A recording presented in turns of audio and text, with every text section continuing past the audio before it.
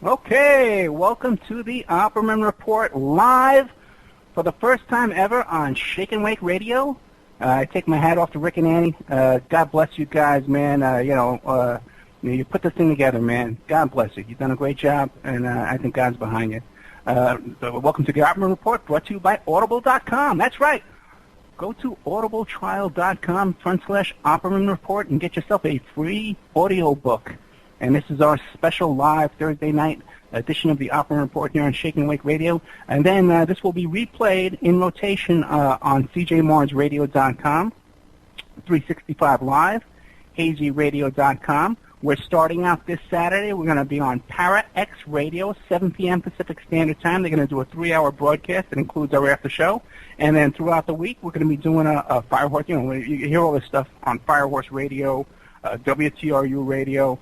And on Saturday mornings, we're on Penny Entertainment on blogtalkradio.com. Tonight, we got a guy, a really cool guy. You're gonna hear me and him. We're gonna sound a lot alike because we're both from the Bronx. Okay, we got a guy named Joe DiToma. Okay, and he's the author of the Cult of the Black Sun, which is a fictional book. But Joe has an incredible amount of information.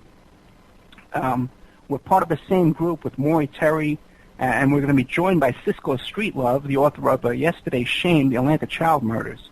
And everybody knows Cisco from my show. One of my most popular guests was Cisco Streetlove. And one of my future most popular guests is going to be Joe DiToma. You're going to love these guys together, I can guarantee it. Now, before we get to Joe, though, last week we had Daniel Sheehan on Friday night, okay? And I want you guys to look up that interview. This was a solid gold interview. Daniel Sheehan is the real deal. The guy worked for Jimmy Carter. He was the president and the founder of the Harvard Law Review.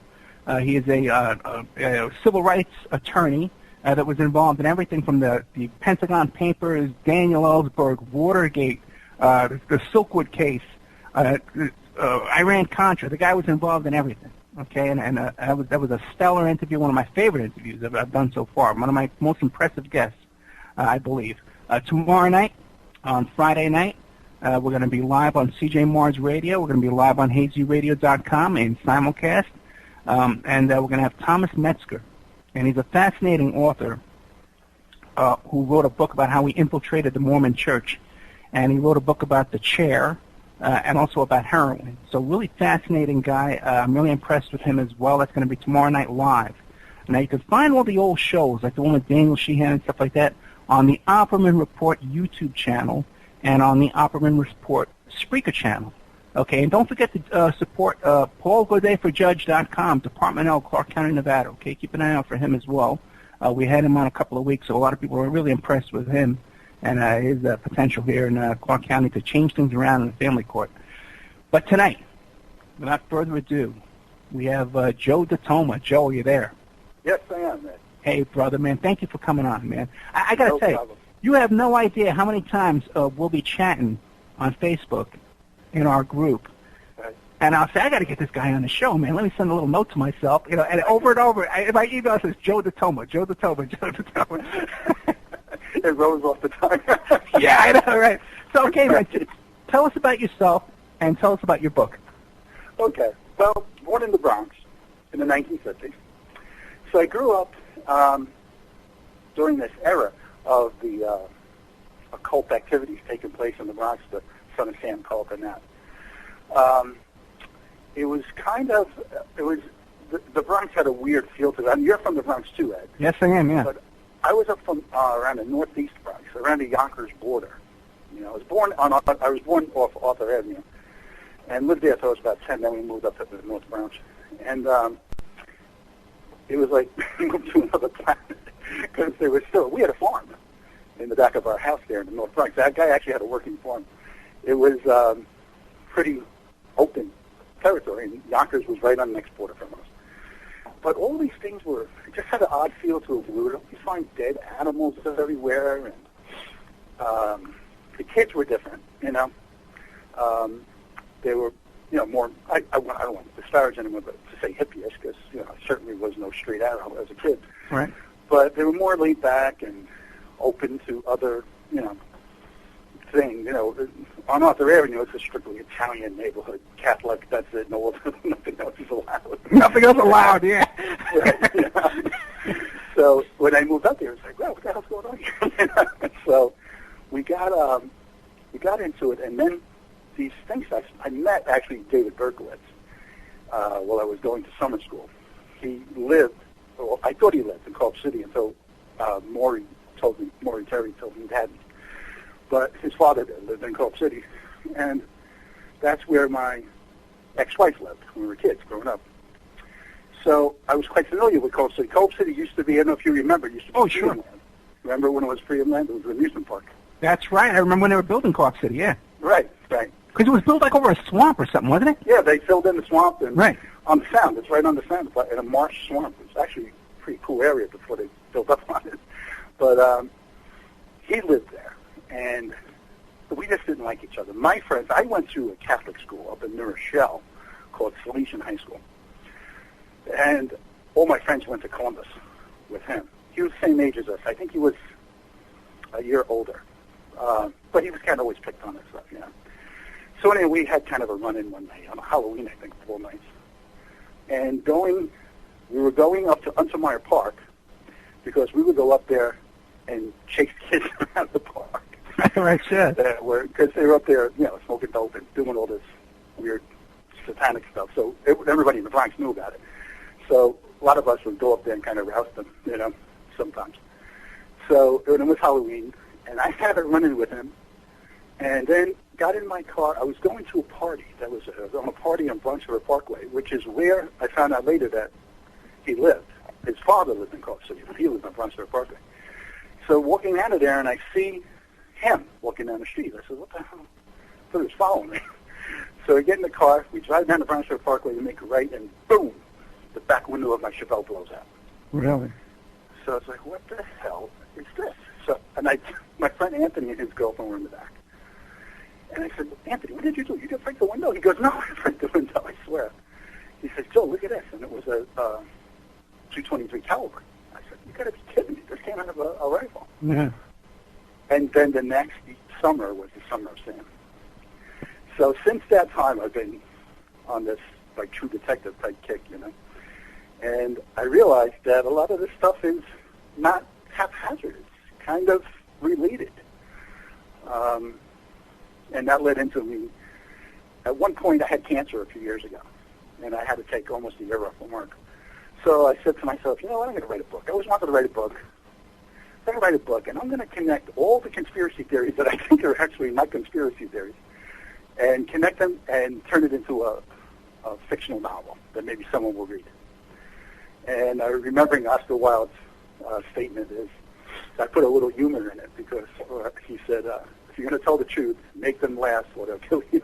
Yeah. So I put a little humor in it, you know, here and there. And I tried to make it an entertaining book. People that have read it have told me they liked it. Right along those lines. But the more I've gotten into it, past, well, probably around 2001 is when I really started to realize that something's just not correct, you know.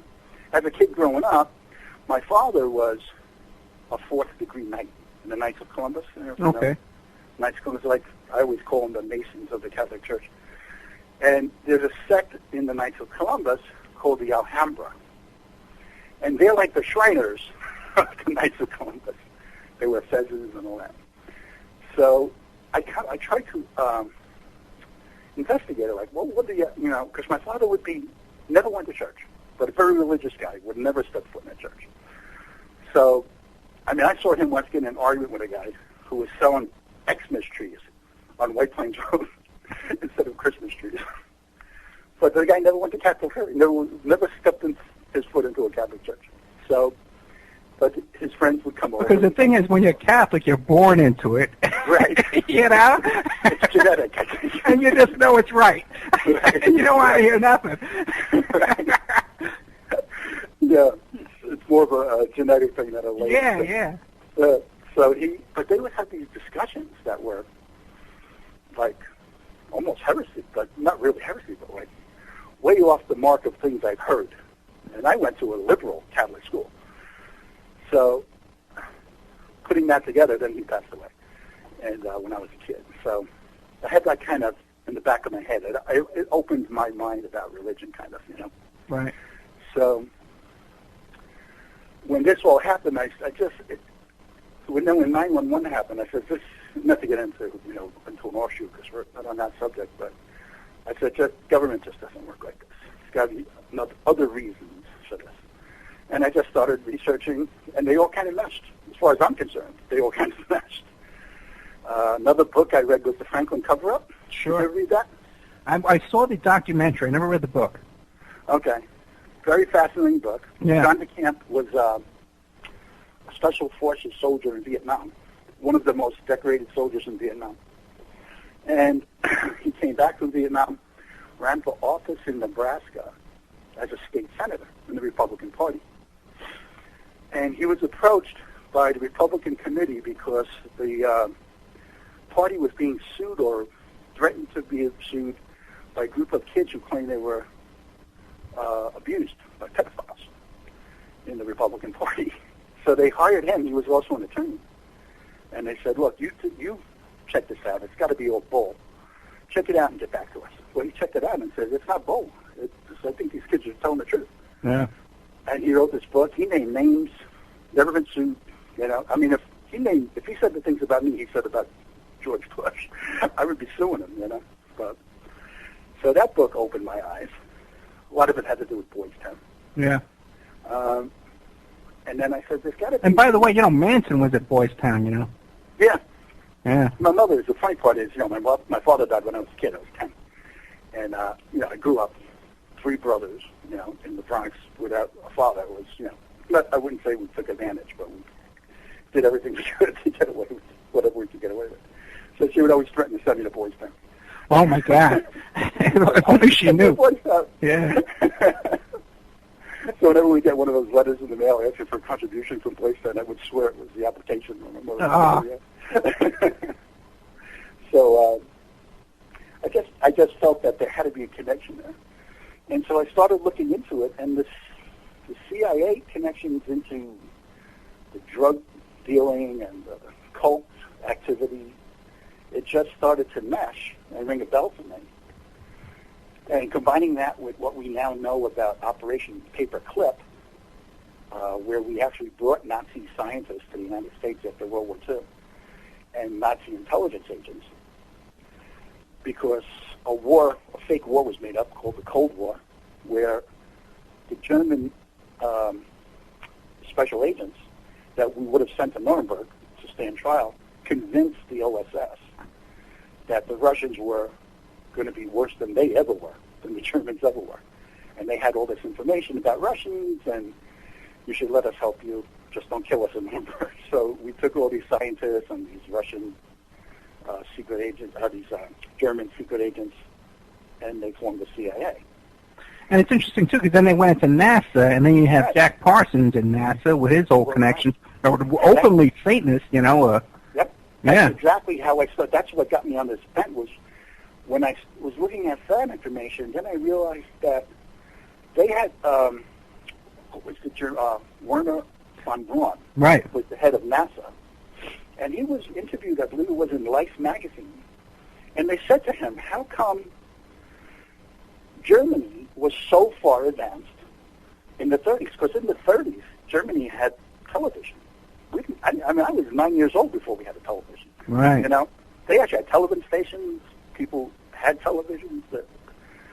So his reply was, and the rocket science that they had was more advanced and so on. And they were actually working on an atomic bomb. And his response was, we found a way to communicate with aliens. Really? Yeah. And I had to read it twice. The reporter even, I think, in the interview even said, wait, what do you mean? He says, we found a way to communicate with aliens. And so did his underling in NASA, who was also a German scientist. So you take that into consideration, and the fact that he edged out Jack Parsons as the head of NASA, because really the position should have been Jack Parsons, because he was the head of the Jet Propulsion Laboratory out in New Mexico. But Jack Parsons, of course, was also a follower of Aleister Crowley. And Aleister Crowley was said to have a communication with an alien called Lamb, I think, was the name of the entity that he was in contact with. That's right. Right? And I said, how do all these people, they're all communicating with alien demonic forces? I can't, and maybe there's something to it, or maybe it's a giant psyop. But at any rate, everything's about power. Or like somebody said, everything's about sex, and everything about sex is about power. So it's the way they found out they all came to the same conclusion that they needed to speak to these aliens or whatever, and then you figure if that was a psyop, it's kind of the perfect psyop, because you can never prove it. It's like hiding in plain sight. You can say anything and get away with anything as long as you give a fantastic explanation for it that people will poo-poo. Well, what do you think, though? Do you think they were actually talking to aliens, or they're talking to demonic spirits? Actually, as my looking into the matters progressed, what I honestly think, myself, is that there are beings called archons. Okay. And they are, if you go back to Gnostic religions, even predating Christianity, Zoroaster and the Manichaeans and all the early Christians, they spoke about these beings called archons.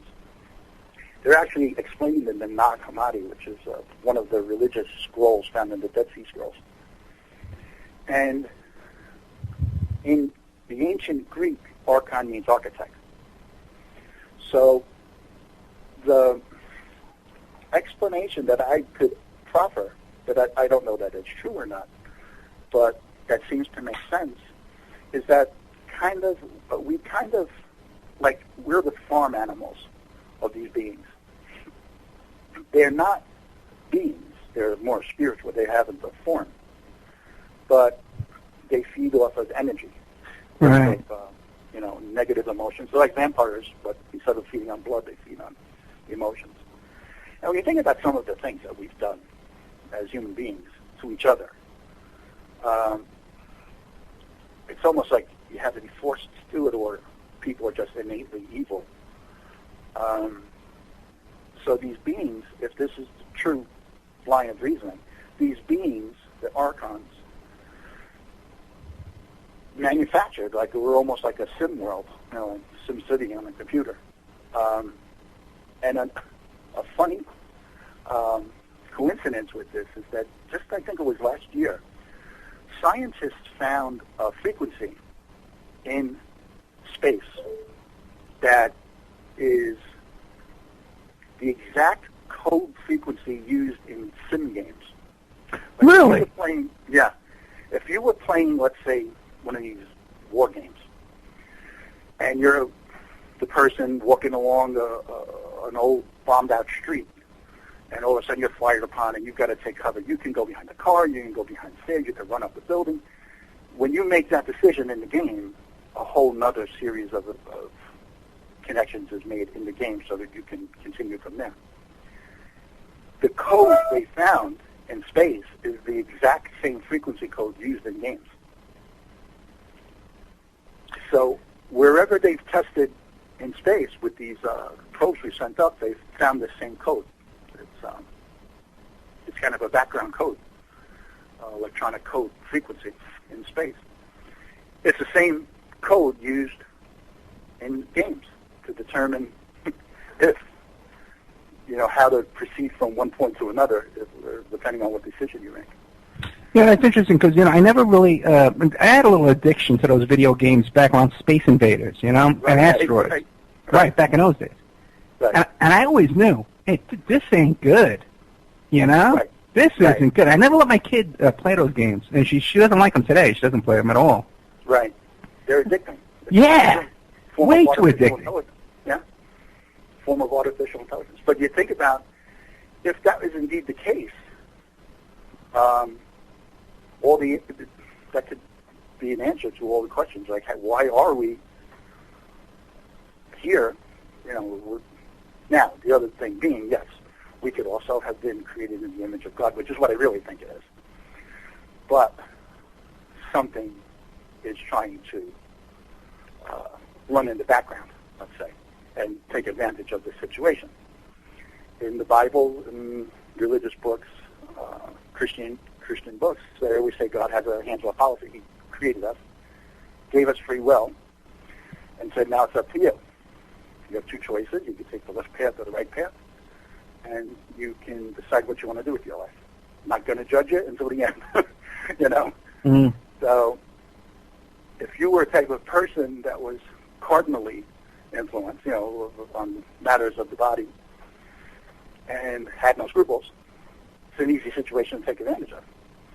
So it's like shooting ducks in a barrel, you know, because here you are not going to be helped by God. He's leaving it up to you to be in contact with him to give you strength to make the right decisions. But then again, you got money, which is the root of all evil, as they say.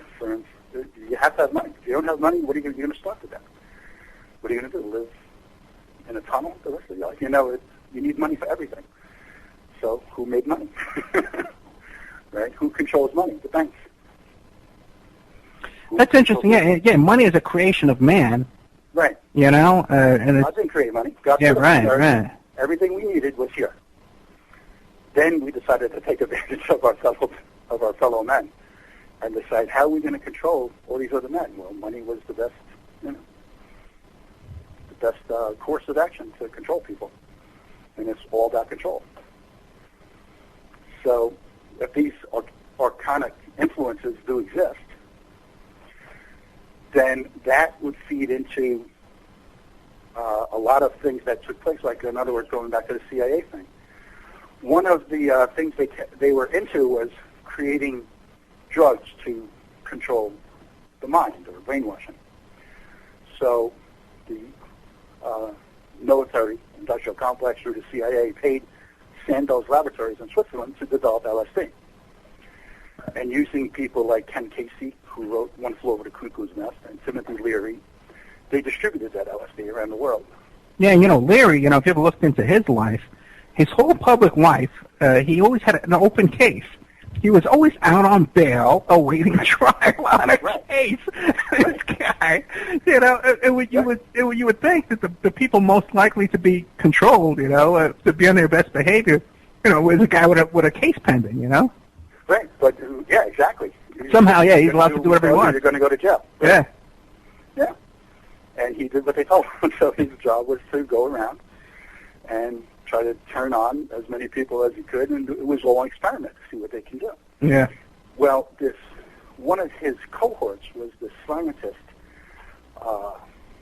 Puharich was his name, and he ran a roundtable discussion group in Opperman, New York, and it was attended by CIA officials, and it was all about how to come up with forms of control, how to control the population. He was very much into a man named Carlos Castaneda. Okay. And Carlos Castaneda was a scientist out west who became enamored of a drug called DMT, and it's a drug we produce in our pineal gland.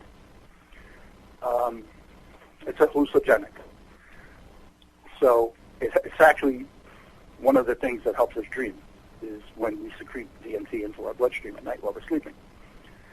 It's also said to be the cause of near-death experiences because the pineal gland will flood your body with DMT at the moment of your death. So I think most people don't feel their death when it actually comes because you succumb to this drug.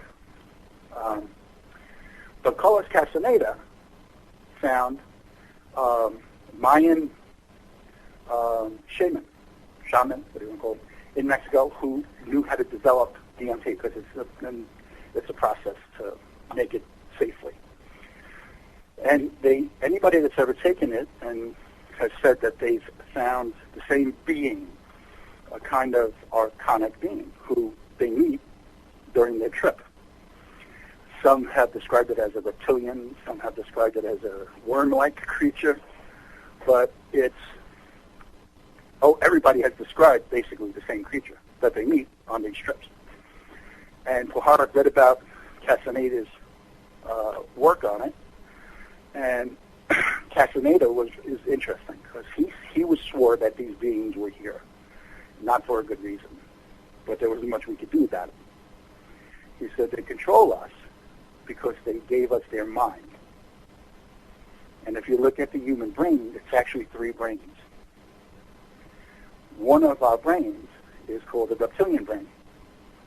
It's right at the top of our spinal cord, and it controls our breathing, our heartbeat, all the things you have to have to exist. Matter of fact, if you have to kill someone instantly, it's just, you saw it in The Godfather where they stick a pick in the guy's neck. Right. Top of it, like, boom, you're done. Stop. Your heart stops, your brain stops, all functions stop right there. You're done. So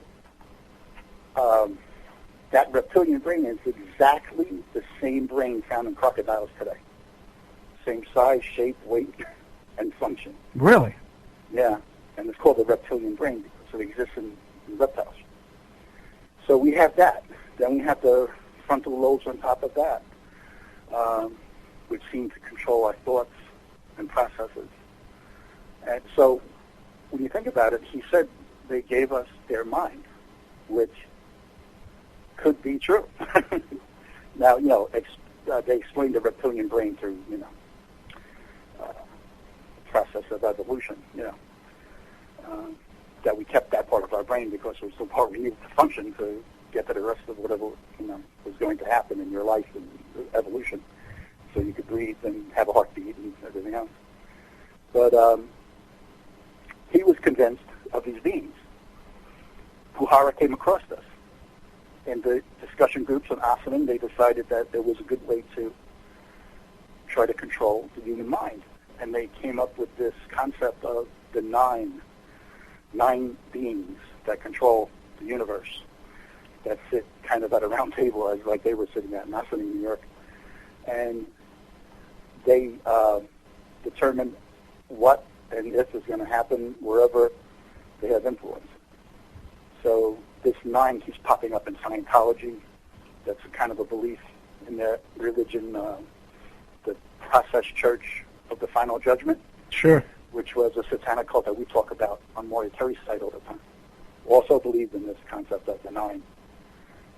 Is there something to it? I think there is. I really do think there is.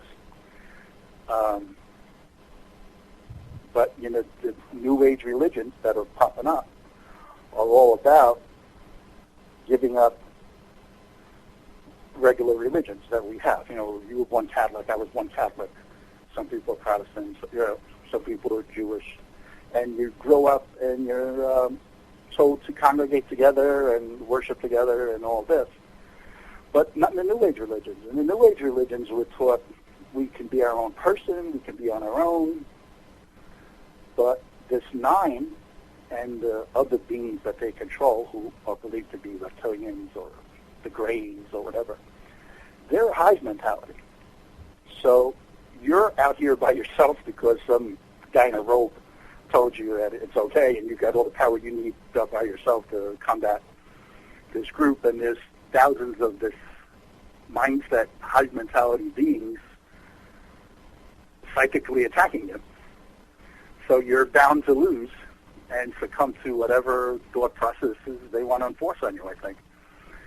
So it's also a perfect way to control people. It's get them away from, if a group of people are together, someone might stand up and say, wait a minute, that's not right, Right. But when you're standing up by yourself and you're worried about where your next meal is going to come from.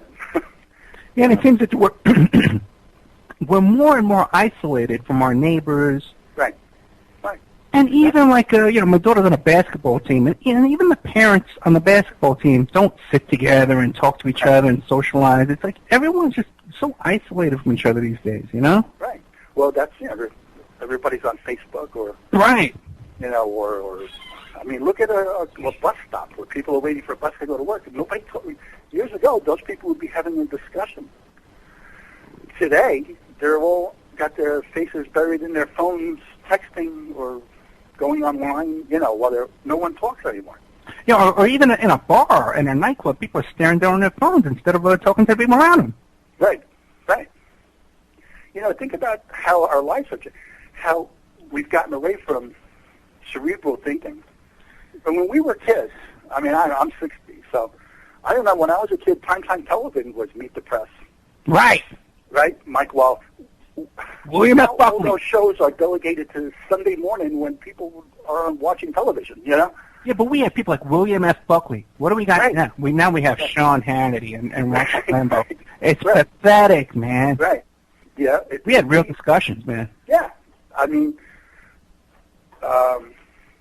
David Susskind. The Mike Waller shows were pretty interesting. He had Ayn Rand on there. Yeah. They would talk about UFOs. They would talk about, and we were talking the other day on Facebook about Long John Neville. Right.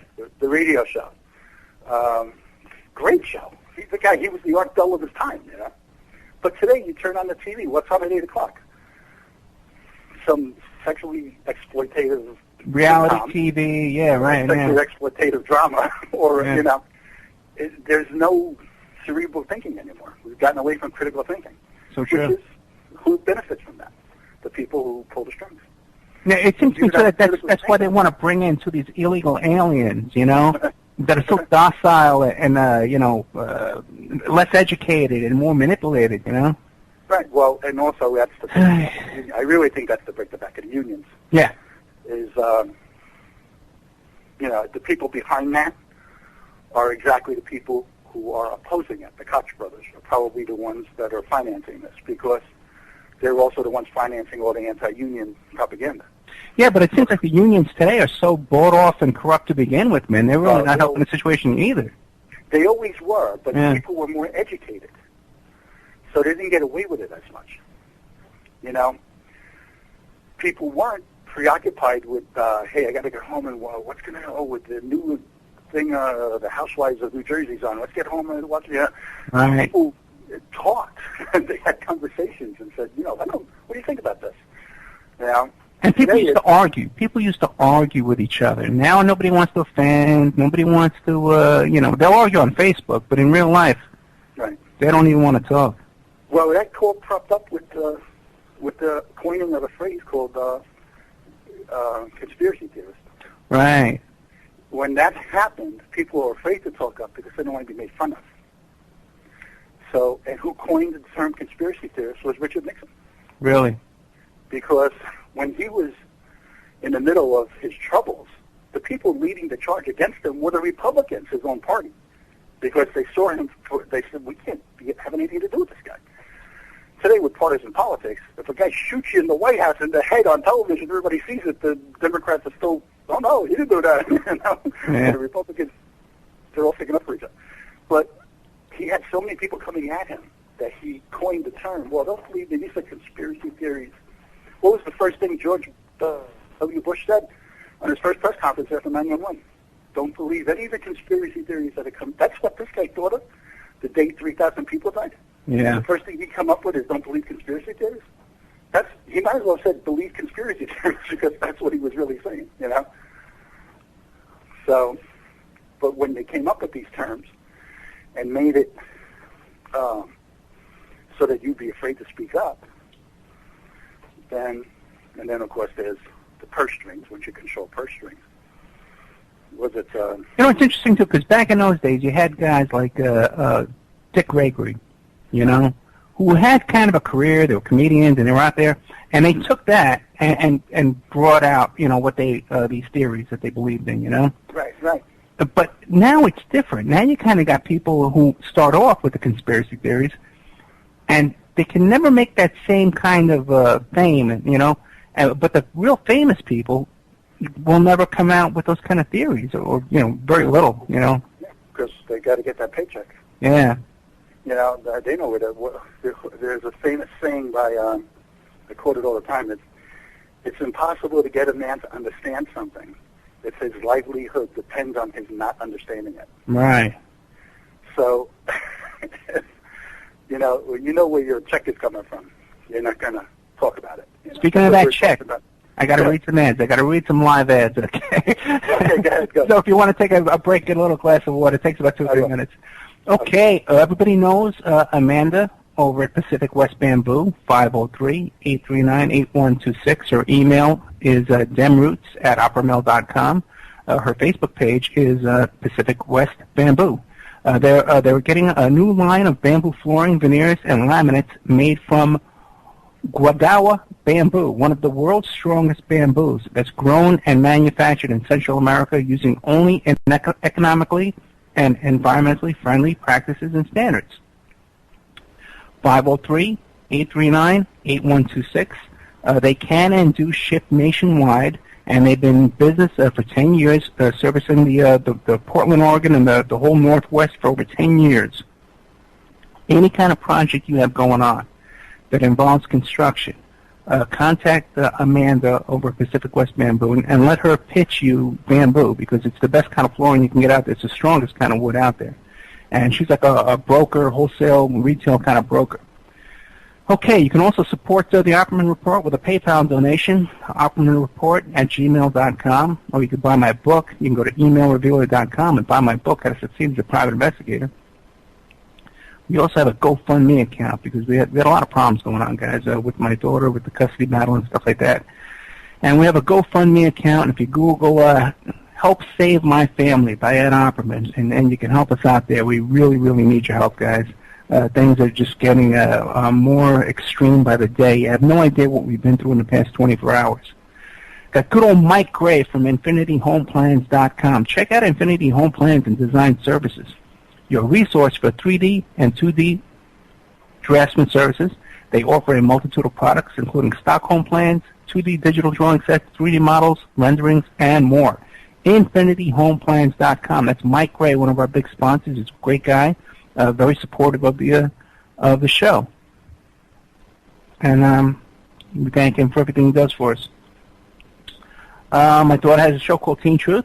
It's on cjmarsradio.com, 1 p.m. Pacific Standard Time, and it's also here on Shake and Wake Radio with good old Rick and Annie. Okay, and then we got don't forget emailrevealer.com. That's my website. You need to locate somebody. You want to check out some do an online infidelity investigation. Give me an email address. We trace it back to online dating websites. Catch your husband cheating online, catch your wife cheating online, and then we got the New World Mexican Women. Okay, now these women are great. The New World Mexican Women. Okay, they're our special sponsor. They're a group of village women in Mexico. They're from a small town in the south of Mexico, and these women have loved ones in the United States living and working as illegal migrants. But here's the surprising thing. These women all beg and plead, trying to convince their husbands, brothers, sons, fathers to return home back to Mexico, to the family who needs them and loves them. So what they've done is they've written this book with their love letters to their men in the United States. And first you can read them handwritten in Spanish and then translated in English. And it really is beautiful. And you see pictures of the women and the men that they love, and that's the whole first portion of the book. These are authentic letters, and they speak for themselves. You can read them and judge for yourself. What is the situation with the Mexican migrants? Okay, because a lot of people are racist and prejudiced against them, and they say, well, they're taking on jobs. But you can see what their personal situation is by reading this book. Now, to get this amazing coffee table book, just Google New World Mexican Women, and you can order it for $19. Or you can download the free digital version, okay? But now also, too, that in this book, they teach you how to make authentic Mexican jewelry. And these New World Mexican Women, and you can contact them through that link from that website, also offer wholesale jewelry deals. If you're in the jewelry business and you want a source for authentic Mexican jewelry, this town, this state in southern Mexico can produce this jewelry for you at wholesale rates and cut you a really good deal. If you need me to negotiate it for you, I can handle these women really easy. Now, if you're looking for essential oil, stop by and check out Essentially Tammy on Facebook. She is Young Living Essential Oils Independent Distributor. These 100% therapeutic grade oils help support the body's natural functions. You can click on her website, posted on Essentially Tammy, to see the current deals and check out the benefits of oils such as frankincense, joy, valor, lemon, beads, panaway, and many more. Email Jacotami, Jocatami, @yahoo.com, or call 352-239-8546. That's 352-239-8546. You get a hold of Tammy. with the essential oils, Young Living Essential Oils, and her Facebook page, and her email is jocatami@yahoo.com. We're here tonight with good old Joe DiToma, author of the book, The Cult of the Black Sun. And you can find a link to that book on my blog, The Opperman Report, and buy a copy of his book, but he's here with us tonight. And Joe, so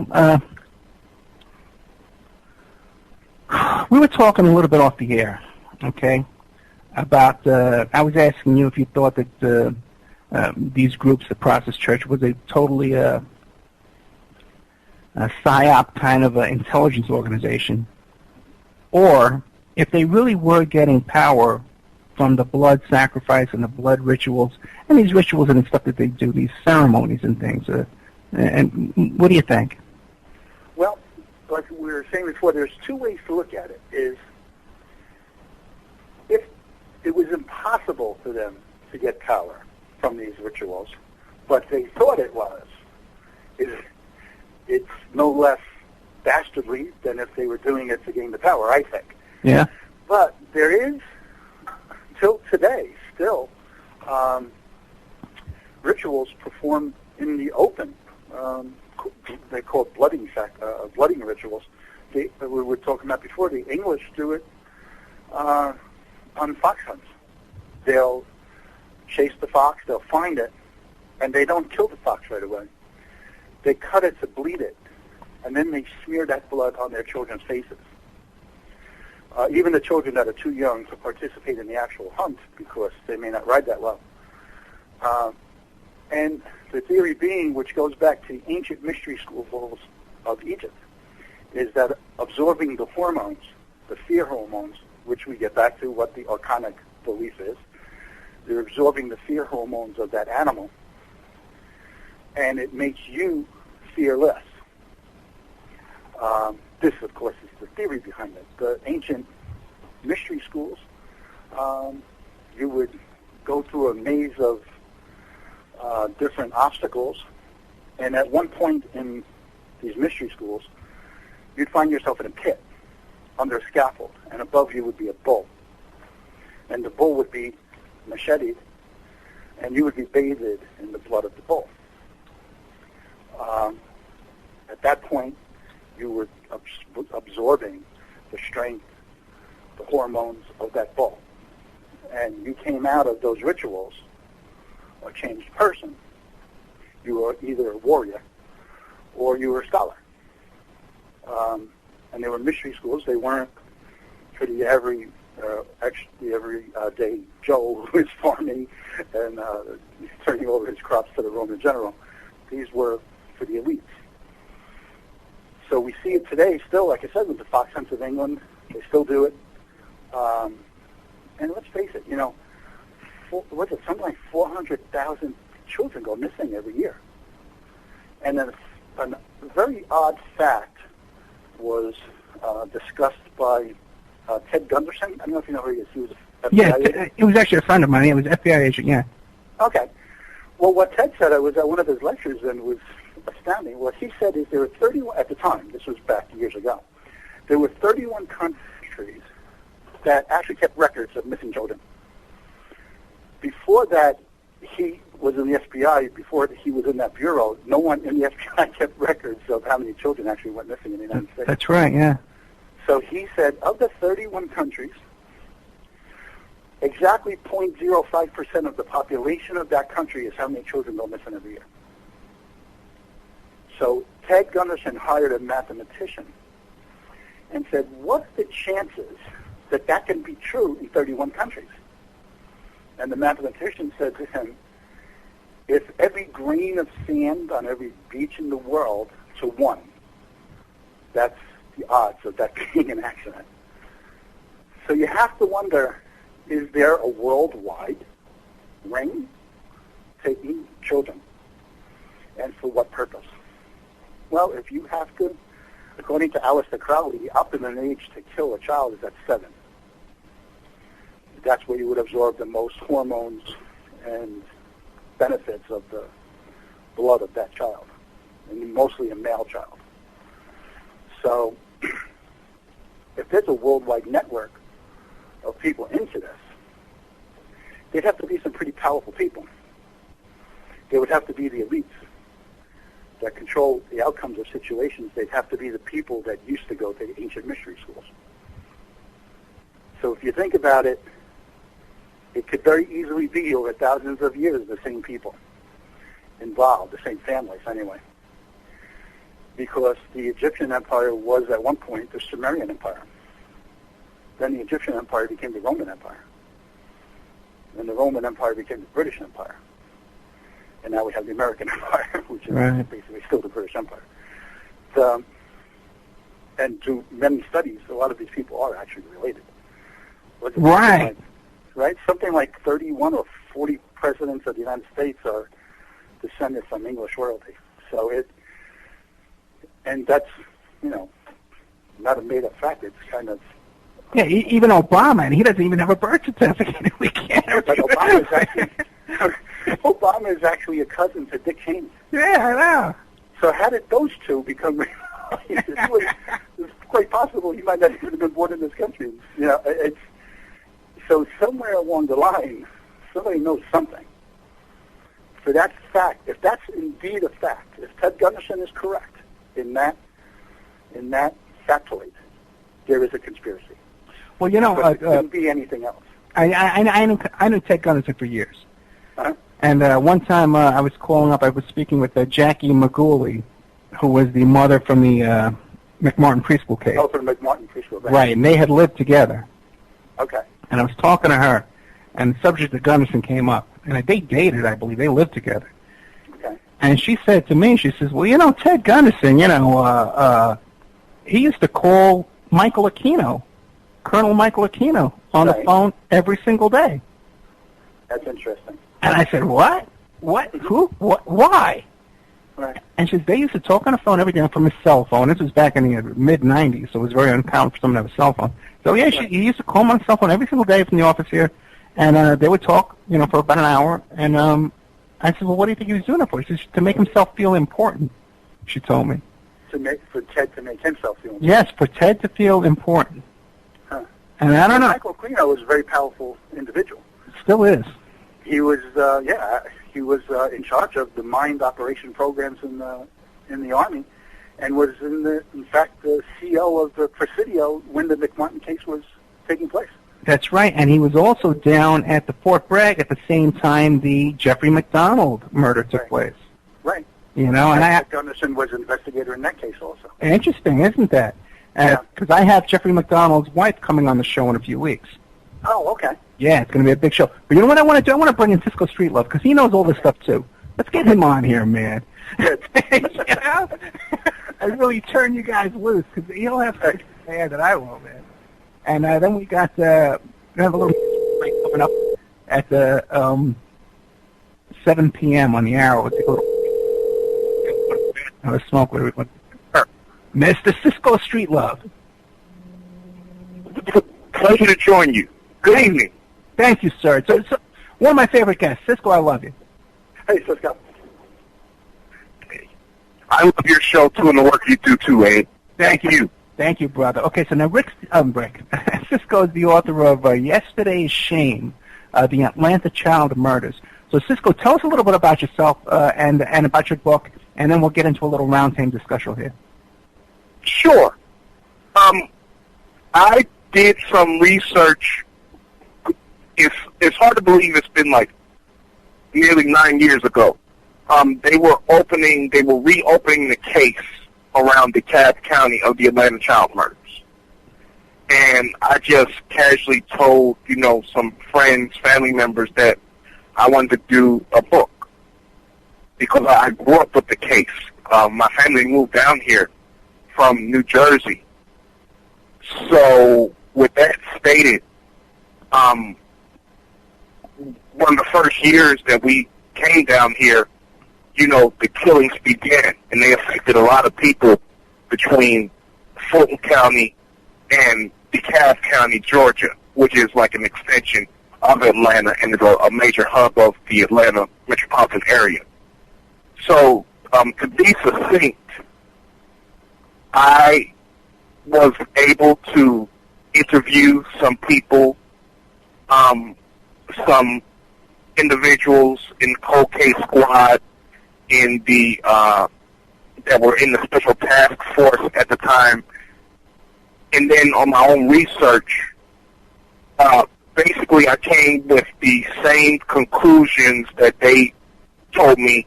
Number one, Wayne Williams was not the killer, and number two, it was a sex ring that was being dismantled. Right. And yes, sir. Now, and what do you think about the process connection to all of that? Well, the connection to the Process Church, it goes into one of the rings. If you're familiar, for those who are listening, if you're familiar with drug trafficking, narcotics trafficking, the sex trafficking is very similar. And what you had with the Atlanta child murders, it was several victims that were being orchestrated in two, if not three, concentric sex rings. There were two sex rings that were procuring the kids. The one in particular that is tied to the Process Church of the Final Judgment, it has to do with sex ring emanating on Gray Street in Atlanta. And there was a pedophile named Thomas Terrell, Uncle Tom Terrell. He had two houses. One was a real dilapidated house, and it was in that, between those two houses, that 11 of the victims, 10 or 11 of the victims, had visited his houses before they were found dead. He worked with a man named Larry Marshall, and they were connected with two people from Florida who were definitely members of the Church of the Process of the Final Judgment, like you said. Hey, what about Larry King, the Republican guy from the Franklin cover-up? Was he from Atlanta? He looks like Larry Jackson. Well, okay. I don't know about his Atlanta ties, but it's quite possible that he could have relations to some individuals in Atlanta. Okay. And what's so funny is that the Boys Town ring is part of a triangle going up to North Dakota, where, I've been in the group where Arliss Perry is from, and you have the same demographic group of people who I often find are part of these cases. Wait, now that's interesting. Now, wait a minute. How does Arliss Perry fit into this? Because you know what I just found out recently was that her husband, I believe his name is Bruce Perry, turned out to be the psychiatrist that was in charge of treating the children at Waco. Mm-hmm. You guys both knew that? Yes. Yes. What do you think? There is that state, North Dakota, has a big German, Russian population. And I'm trying to say this as gently as possible.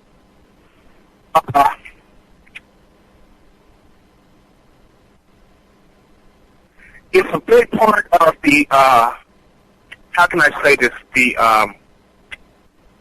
people of the Rhine Valley that are usually into pederasty and child murders.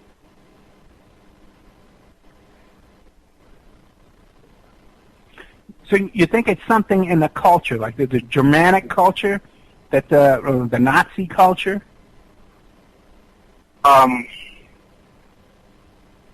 I believe it is something that goes back to literacy that was practiced in the Asia Minor, like Mr. DiToma said about, the various phases of the empire of Western civilization. Right. Embedded within, there is a subculture that is bent on power and to toughen themselves up, as well as a sexual delicacy. They like to have sex with children and or kill them. Now, what do you think about the blood sacrifice? Do you think they're getting a power from the blood or no?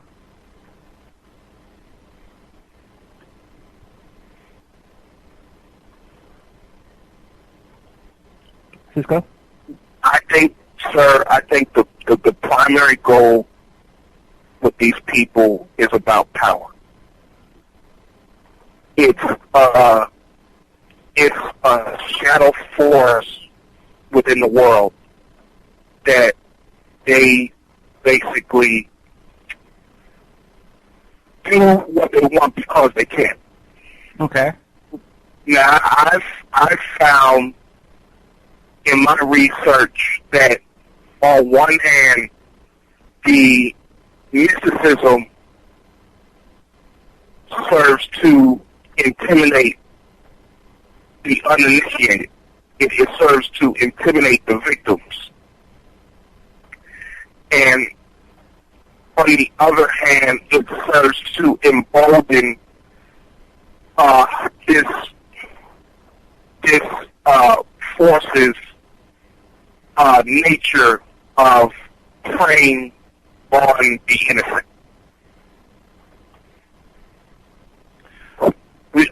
One of the things with these sex rings, sir, yeah, that a lot of people don't understand. For one, it serves for their own sexual gratification.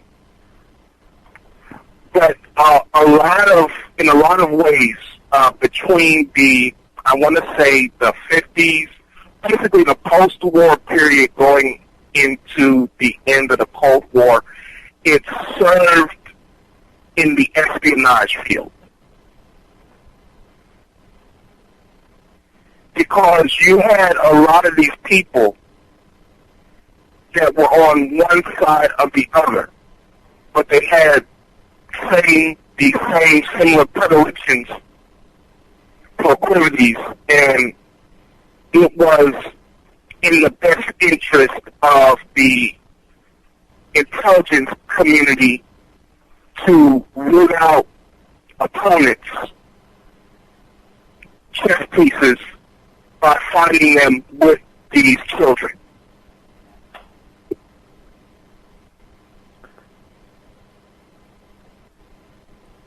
Hey, you know what? We got a question from the chat room, okay? And it's a question for Streetlove.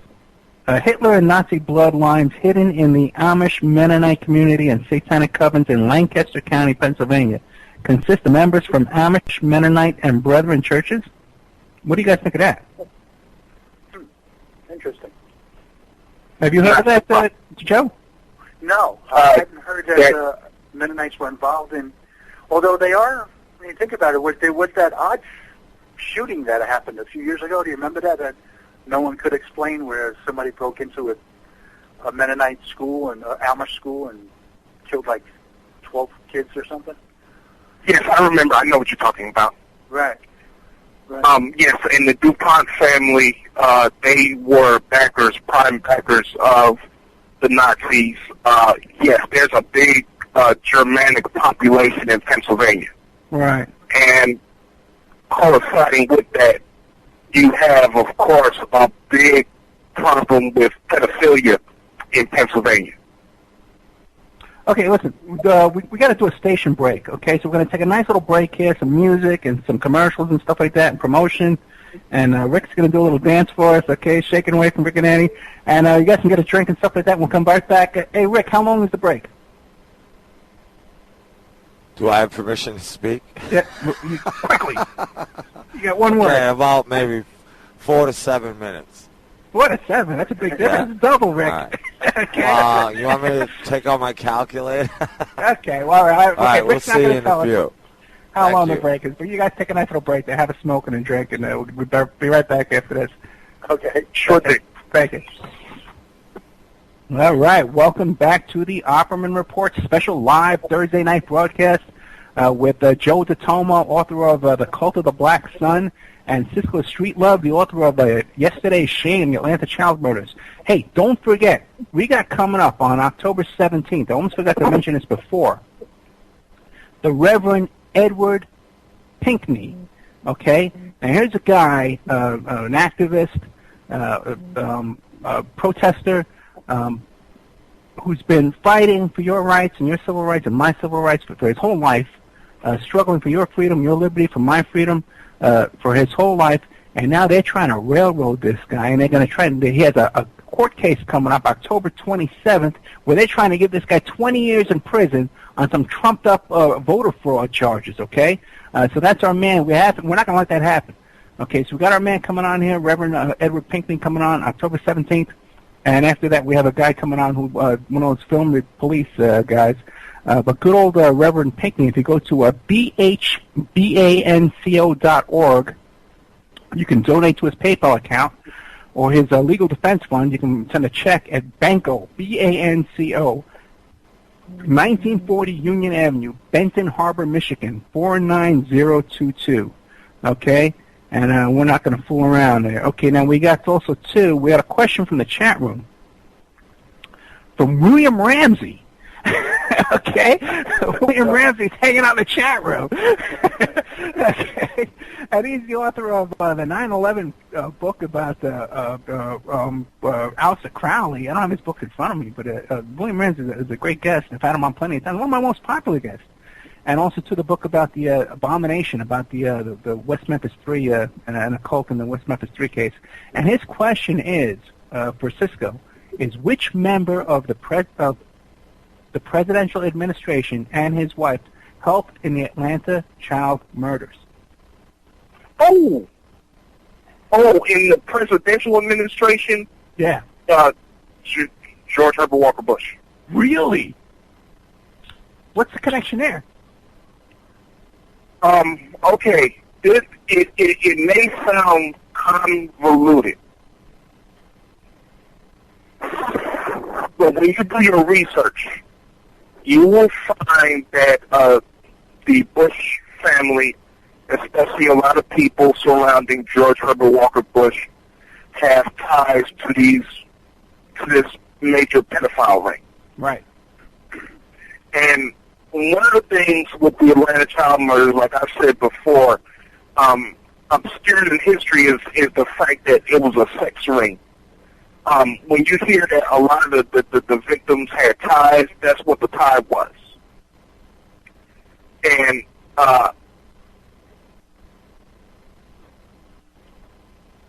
Wayne Williams, they've never really denied that he was affiliated with the CIA. Right. Even he didn't deny it. Right. And George Herbert Walker Bush was one of the leaders of the CIA. That's another thing that I wanted to say. When you're talking about child trafficking, the CIA, I swear to God, comes up far more than the FBI. Right. And you know the nature of the CIA. Insider. One of the big questions with Wayne Williams was who was his connection? Who were his connections to the CIA? One was Gerald Rothschild, who was a member of the Carter administration. Another one was Michael Green. He was an Air Force official who, ironically, he is doing time himself in, the Georgia Corrections facilities for murder. But the big nexus point was Mitch Warbell. Mitch Warbell, he had a mercenary school, basically, right, in North Atlanta. And he was a classic mercenary type. He had ties to the OSS. He had ties to the CIA pornographers. He is the man who helped train Wayne Williams. He's also got ties to William Menser, who's known as Manson 2. Oh, really? Both worked for Larry Flint as bodyguards. Yes. Yeah. And that's another thing about Atlanta. A lot of the details of all the cities, Atlanta is the one city where you really don't hear about the criminal underworld. I mean, whether it's Chicago, Milwaukee, New York, New Jersey, Philadelphia, you hear about the mafia ties, the crime syndicates. Atlanta, you don't hear about that.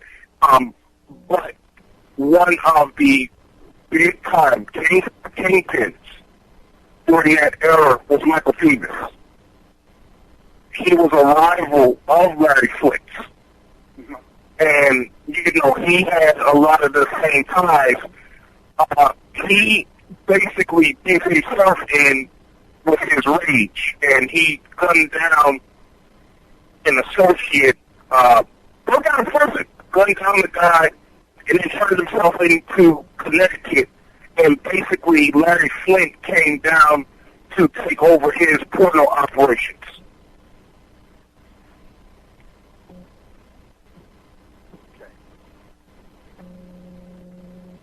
But he was the chief orchestrator of the sex ring, or at least his criminal syndicate has been favored as the chief orchestrator of the sex rings in Atlanta.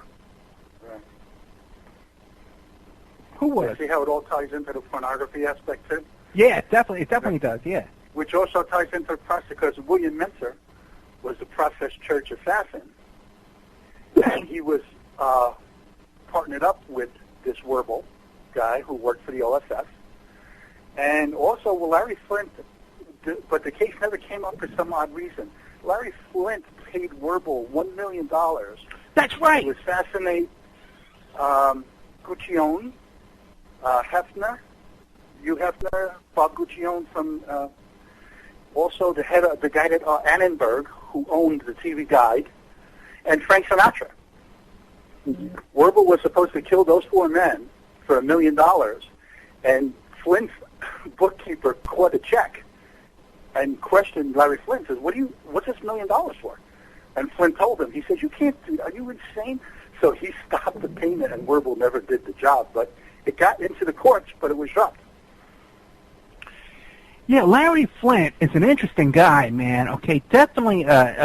He gets a lot of tips. You know, a lot of informants go to Larry Flint. He pays informants and stuff like that. Now, when we went to Larry Flint with the story with the what's that girl, Shirley Tripp, with the whole story about Todd Palin and the prostitution, all that kind of stuff like that. Because Shirley Tripp was my client. Now, the contract he gives you to sign, okay, when he's going to pay you a check, it's like 2 inches thick. Okay, this guy got all his ducks in a row, man. Now, also, too, Larry Flint, a lot of people don't know this, but Flint Publications was the ones, they were behind High Times Magazine. Right. They had a deal with High Times Magazine where High Times Magazines would print out a certain number of magazines, sell them in bulk to Larry Flint Publications, and he would buy them in bulk and then sell them out on the newsstands.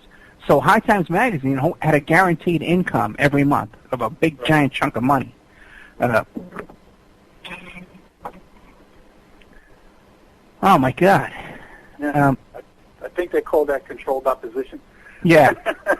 The way to figure what's going to be printed and how, and, you know, to get final approval. Yeah. Yeah, it seems like there was some control over that, yeah. Yeah. It's interesting the way it all comes down to the child pornography, child pedophile rings and drugs, and then into the satanic churches and groups, you know? Another interesting thing, too, about that guy Mensker, okay, because he was involved in another murder previous to the Roy Raden murder, which I think he got famous for. And it was this woman who was like a transvestite, Cassandra. We were talking about it on the board the other day. Right. And when I was researching the story, because I interviewed Stephen Wick about the Cotton Club Roy Raden murder, and I stumbled on this other story. There was another murder these guys were involved in, because there was like a love battle between this guy. He hired this escort service or phone sex operator, whatever she was, and they got into a romance, whatever, and they started harassing each other. And this guy hired this PI in California, this Italian PI, who then hired these two hitmen, the same guys, Mensker and Marti and those guys. And that guy Ryder, too. Ryder's gun was used in that, too, as well. Right. The fascinating part about that case, to me, is that this woman who was killed in between making harassing phone calls to the guy who hired the hitman, right? She would be calling the Vatican. What the hell was going on there? Yeah. Well, I mean, they're all Masonic lodges. When you think about it, the Vatican, back at that time they would have the whole big P2 scandal, the Masonic Lodge, the P2 Lodge, which was controlling the Vatican Bank. And which one of the reasons I quit the Rotary Club, I was the officer. The P2 Lodge was also the head of Rotary in New York State. And there's a lot of connections in these groups. They're all on their face. They're great organizations, the Boys Town, Rotary, they're all, but behind the scenes, and I guess it's all business of power, They say power corrupts. So she might have been in contact with them because they were part of it. The Mafia is the Masonic Lodge. Well, a lot of people don't understand. When you join the Mafia was founded by a 33rd degree Mason, who was a friend of Karl Marx. And when you join the Mafia, you don't have to burn pictures of saints. Right. You have to spit on a cross. Everyone thinks, my father hated those guys.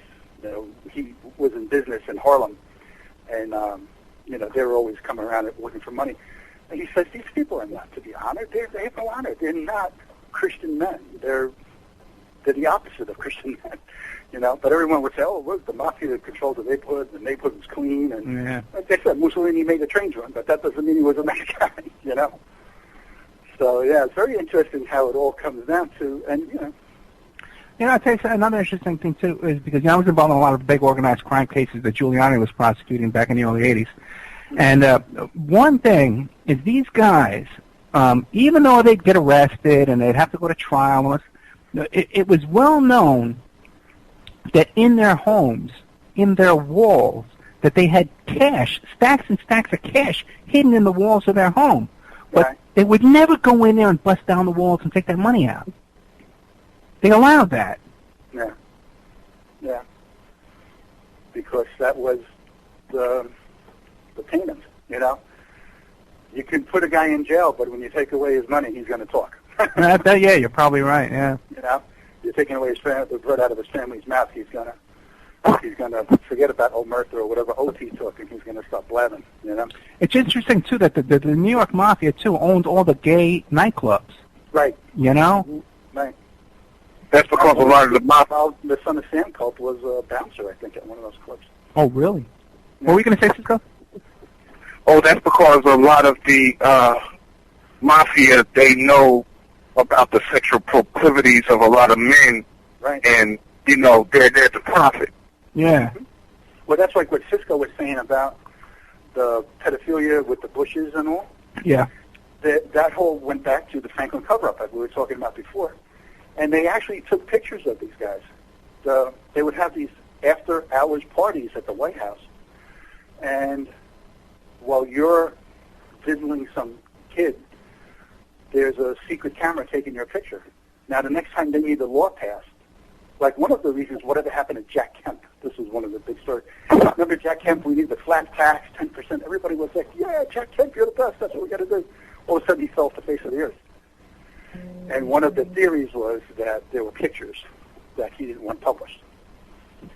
So if you can say to someone, hey, you want to go to jail? This picture's going to be in the Washington Post tomorrow. Or you're going to go along with the program and vote the way we tell you to vote. You know? Yeah, that's what Jim Rothstein always says, too, man, that they're all compromised, you know? Right. And I don't know, I don't want to project him, but I'm just saying I'm using him as an example because that was something that came up at the time. But it's a perfect way to control someone. They said the same thing about, what was it, Barney Frank? Yeah, but Barney Frank skated through all of that, man. He had a prostitution ring going on out of his apartment. You know? And they tried to get Trafficante and stuff, but Trafficante was too much of a good guy, so they got him on bogus tax charges. Yeah.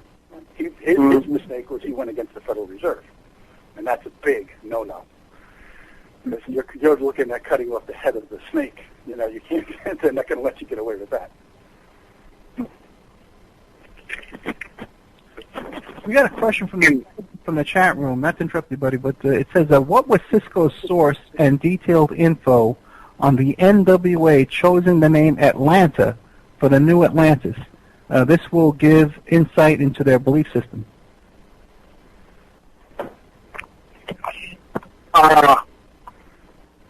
One thing about Atlanta from Jump Street is it is the unmitigated capital of the Southeast. When you're talking about like the traditional Southeast, it doesn't go by the Mason-Dixon line. It basically starts, excluding West Virginia, starts in Virginia, ends in Florida. And Atlanta is the biggest city in the state of Georgia, and it's the nexus point of, like, including Georgia, 6 states. It's on a high altitude, and it, how can I put this? During the Cold War, in the event of nuclear catastrophe, on the East Coast or the eastern United States, Atlanta and in the West, Denver, those were to be the two, like, secret capitals of the country. Now, another thing about Atlanta is to go into the Atlantis mythology. When you're talking about, like, during the 1970s, 80s, it literally was a new city. The downtown, you had a lot of new buildings erected. It was ultra-modern as compared to the metropolises of the Northeast Corridor, going up to Pittsburgh and even the Midwest. They were considered, at this point in time, they were considered past their prime. And Atlanta was akin to, like, a brand new city, and a big, because it was a hub for the tourism convention industry, the hospitality trade.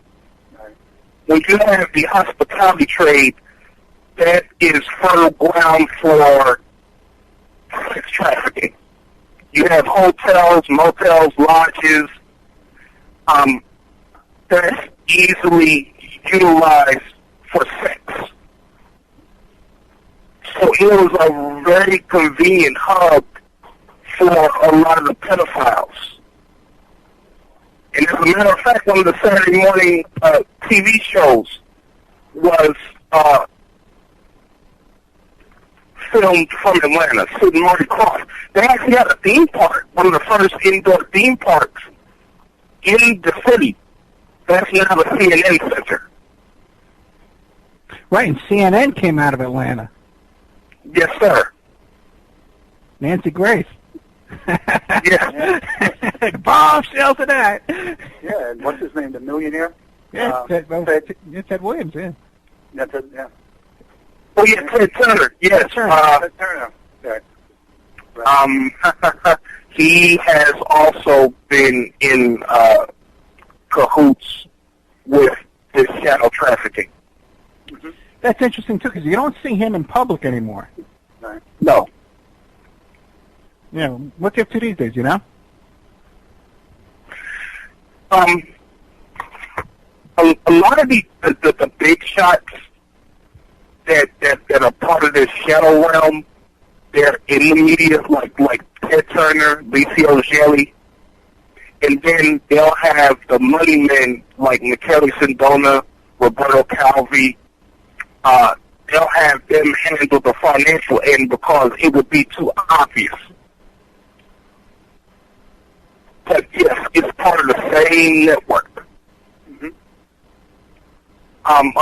Another thing about the Atlanta child murders, it was a great diversion because while they were doing that, they were, people's attention, the collective attention of the masses was diverted from the Iran-Contra shenanigans. Mm. Right. So the victims were literally, the perfect sacrificial lambs. Mm-hmm. Yep. We're sort of going all over the place tonight, but I got so many questions for you guys. One topic that came up in the chat room was the Andrew Crispo case in New York City. And just recently, there's something coming up with Al Sharpton's lawyer.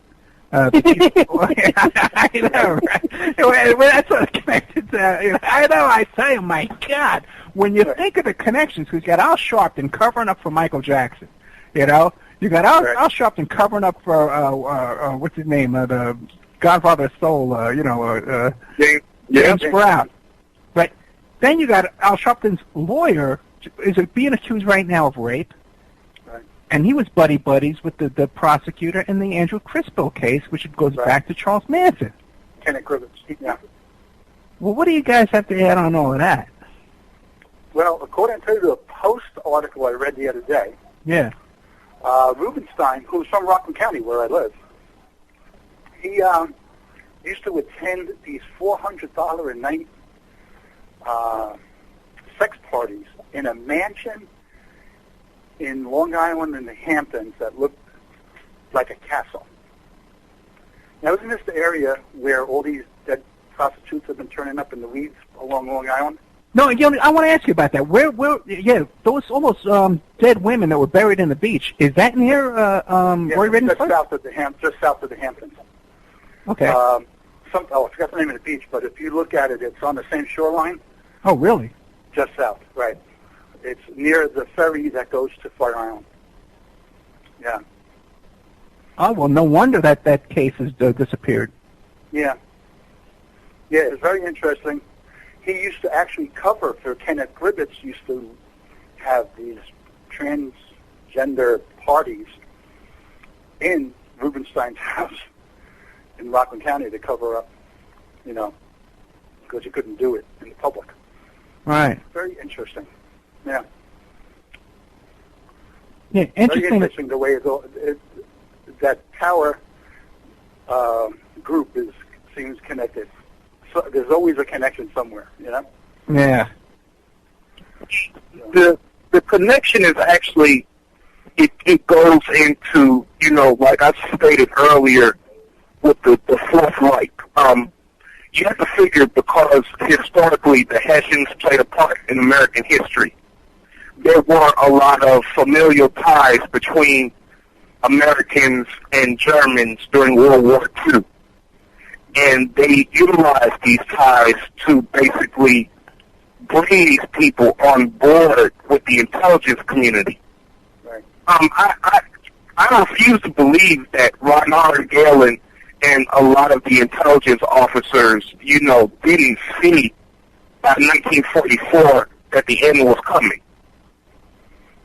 So they made sweetheart deals with the OSS, and, also a lot of these people are fascists. That's their overriding mentality. Right. They just got together and brought them on board, and we have what we have today. So a lot of the stuff that we're talking about, and it seems far-flung and it seems like it's disjointed, but yeah, that's the reason why it's all connected. It's the same crowd. Yeah. Right. Right. I mean, if you look at the CIA is basically started by and run by Wall Street bankers. The Dulles brothers were bankers. George Bush's grandfather, they were all bankers, and all with ties to the Nazis during the war. Yes. Yeah. You know, so you look at it. Plus, they did, like Cisco was saying about a background in fascism, is they at one point did try to physically overthrow FDR. That's right. And they hired General Smedley Butler and promised him they would arm what was then known as the Bonus Army, because no one wanted to, and this is where it kind of all ties back into Untermeyer Park, which is very interesting for me, because no one wanted to get involved in World War I. They had to bribe people to get involved in World War I. So they promised soldiers that signed up that they would receive a bonus in I think it was 1933, if they enlisted, and they survived the war. So the Depression came, and those guys wanted their money, and they weren't getting it, so they marched on Washington. Now, Smedley Butler was the most decorated Marine, almost in the history until today, of the Marine Corps. So they approached him and offered to outfit an army of 500,000 bonus army veterans. And you got to remember, at the time, the United States Army only had 110,000 members because it was a peacetime army. They used to practice with 2x4s because they didn't have enough rifles. That's right. To hand out to the soldiers for practice, for drill practice. So these bankers got together and said, we'll finance you. We want to do kind of like what Adolf Hitler is doing in Germany. Well, he got wind of it, recorded them, brought it to Congress, and Congress showed it to FDR. All during this time, these bankers and corporate heads of the United States were fighting FDR on Social Security. So FDR, is said, approached them and said, look, here's the thing. I've got enough evidence to hang you guys tomorrow. Let Social Security go through and we'll forget it. And that's how we have Social Security today. And corporate America has been trying to get their hands on Social Security ever since. Yeah, Bush almost got his hands on and privatized it. And one of the prime movers and shakers that got us involved in World War I and the Federal Reserve was Samuel Untermeyer. Really? Yes. Samuel Untermeyer's father was a Confederate soldier, a Confederate officer. Samuel Untermeyer lived part-time, the son lived part-time in London and part-time in America. And the London Times quoted as saying that he was a known Satanist when he lived in London. So Samuel Untermeyer became a lawyer. He bought the Tilden estate in Yonkers, and outfitted it with all this occult symbology. If you look into Untermeyer Park, you see griffins, and there's a temple to worship Saturn. There's a mosaic in the floor of what's called the Green Man, which is an ancient symbol dating to Wicca. So, and the stones there were imported from England. Right. Mm-hmm. Right, because they would, as granite, they would have retained certain energies. Right. Supposedly, the theory. So Samuel Untermeyer got involved by blackmailing Woodrow Wilson. Woodrow Wilson didn't want anything to do with the Federal Reserve. But Woodrow Wilson, when he was president of Princeton University, was having an affair with his secretary. And Bernard Baruch and Samuel Untermeyer threatened to go public with this knowledge that he didn't back off the Federal Reserve Act. So we have a Satanist lawyer, which might be redundant, as a thanks for how we wound up with the Federal Reserve and got involved in World War I. Very, very interesting to me. Very interesting. Okay, I'm gonna read some ads real quick. Speaking of, and then when we get back, maybe we'll take some phone calls. There's a lot of questions, and we got William Ramsey hanging around. We got Josh Brookshire too, hanging on every word we're saying, from the band Bookhouse, and talking about he's down there in North Carolina, And he just happens to know this guy who's in the paper down here. You know, he's in the news all over the place right now because got these dead bodies buried in his backyard. So good old Josh, my buddy. It's a small world. Yeah. I got one friend over here that knows David Berkowitz. I got another guy over here, Cisco with the you know, and then we got the good old Josh. Okay, but some ads. Hey, don't forget, the Opperman Report is brought to you by Audible.com. audibletrial.com/Opperman Report. Get yourself a free audiobook. And then we got a brand new sponsor. Our newest one came to us through Mike Gray. And this is, if you're looking for essential oils, stop by and check out Essentially Tammy on Facebook. She is a young living essential oils independent distributor. These 100% therapeutic grade oils help support the body's natural functions. You can click on her website, posted on Essentially Tammy, to see the current deals and check out the benefits of oils such as frankincense, joy, valor, lemon, thieves, panaway, and many more. Email jocatami@yahoo or call 352-239-8546. That's 352-239-8546. That's right. I'm a skin oil salesman there, Rick. Not a snake oil salesman. I sell skin oil. Essentially oils. Then we got these wonderful women, man. I love these ladies down there, New World Mexican women.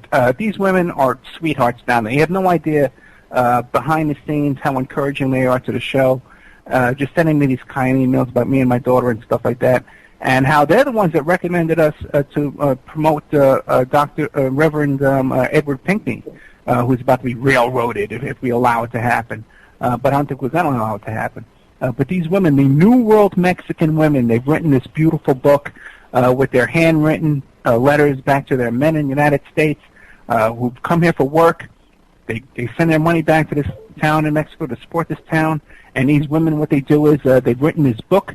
You Google New World Mexican Women. You could find it on Lulu.com. And the book's only $19. Has their love letters to their men in America, and then also has instructions. And they have a webinar, they have a video and stuff like that, how to make authentic Mexican jewelry. And if you want to buy wholesale Mexican jewelry, okay, authentic Mexican jewelry that you could save here in Gringo Land, make a lot of money, contact these New World Mexican women. Contact me. I'll put you in touch with them. You can advertise here or promote your business or website at oppermanreport@gmail.com. Okay, we need sponsors, guys, especially with everything we got going on right now, okay?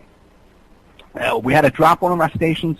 We're doing a lot of, oh, by the way, too, what we really need is, okay, I need an engineer. I need an audio engineer that wants to take over Sam Broadcasting for me, that has a lot of bandwidth, that we could bring on a whole ton of people on Skype. That will. Hey, that's it. You're over. You're done right now. What do you think I'm doing? No, Rick. Look, Rick. Oh, you mean when I'm not running on the program to work exclusively for you? Oh, okay. When Rick's off Never mind. When Rick's off napping, not interrupting other shows, I need a guy with me I could trust and count on, not like Rick. Okay.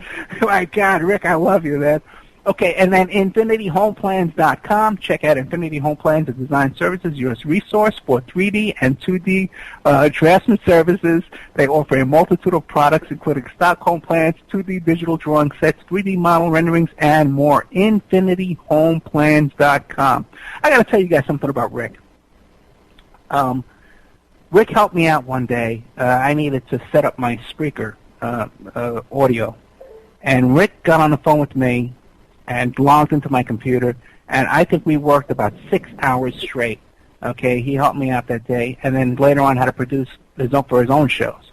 Okay, so Rick's a big friend and supporter of this show, and Rick, I love you, man. Okay, God bless you, and God bless everything you're doing with this station here, man. This is like one of the one stations out there that doesn't have all this new age stuff on it and all this stuff like that. This is a solid. It's built on rock. Okay, the station's built on rock. And Rick, I love you. Okay?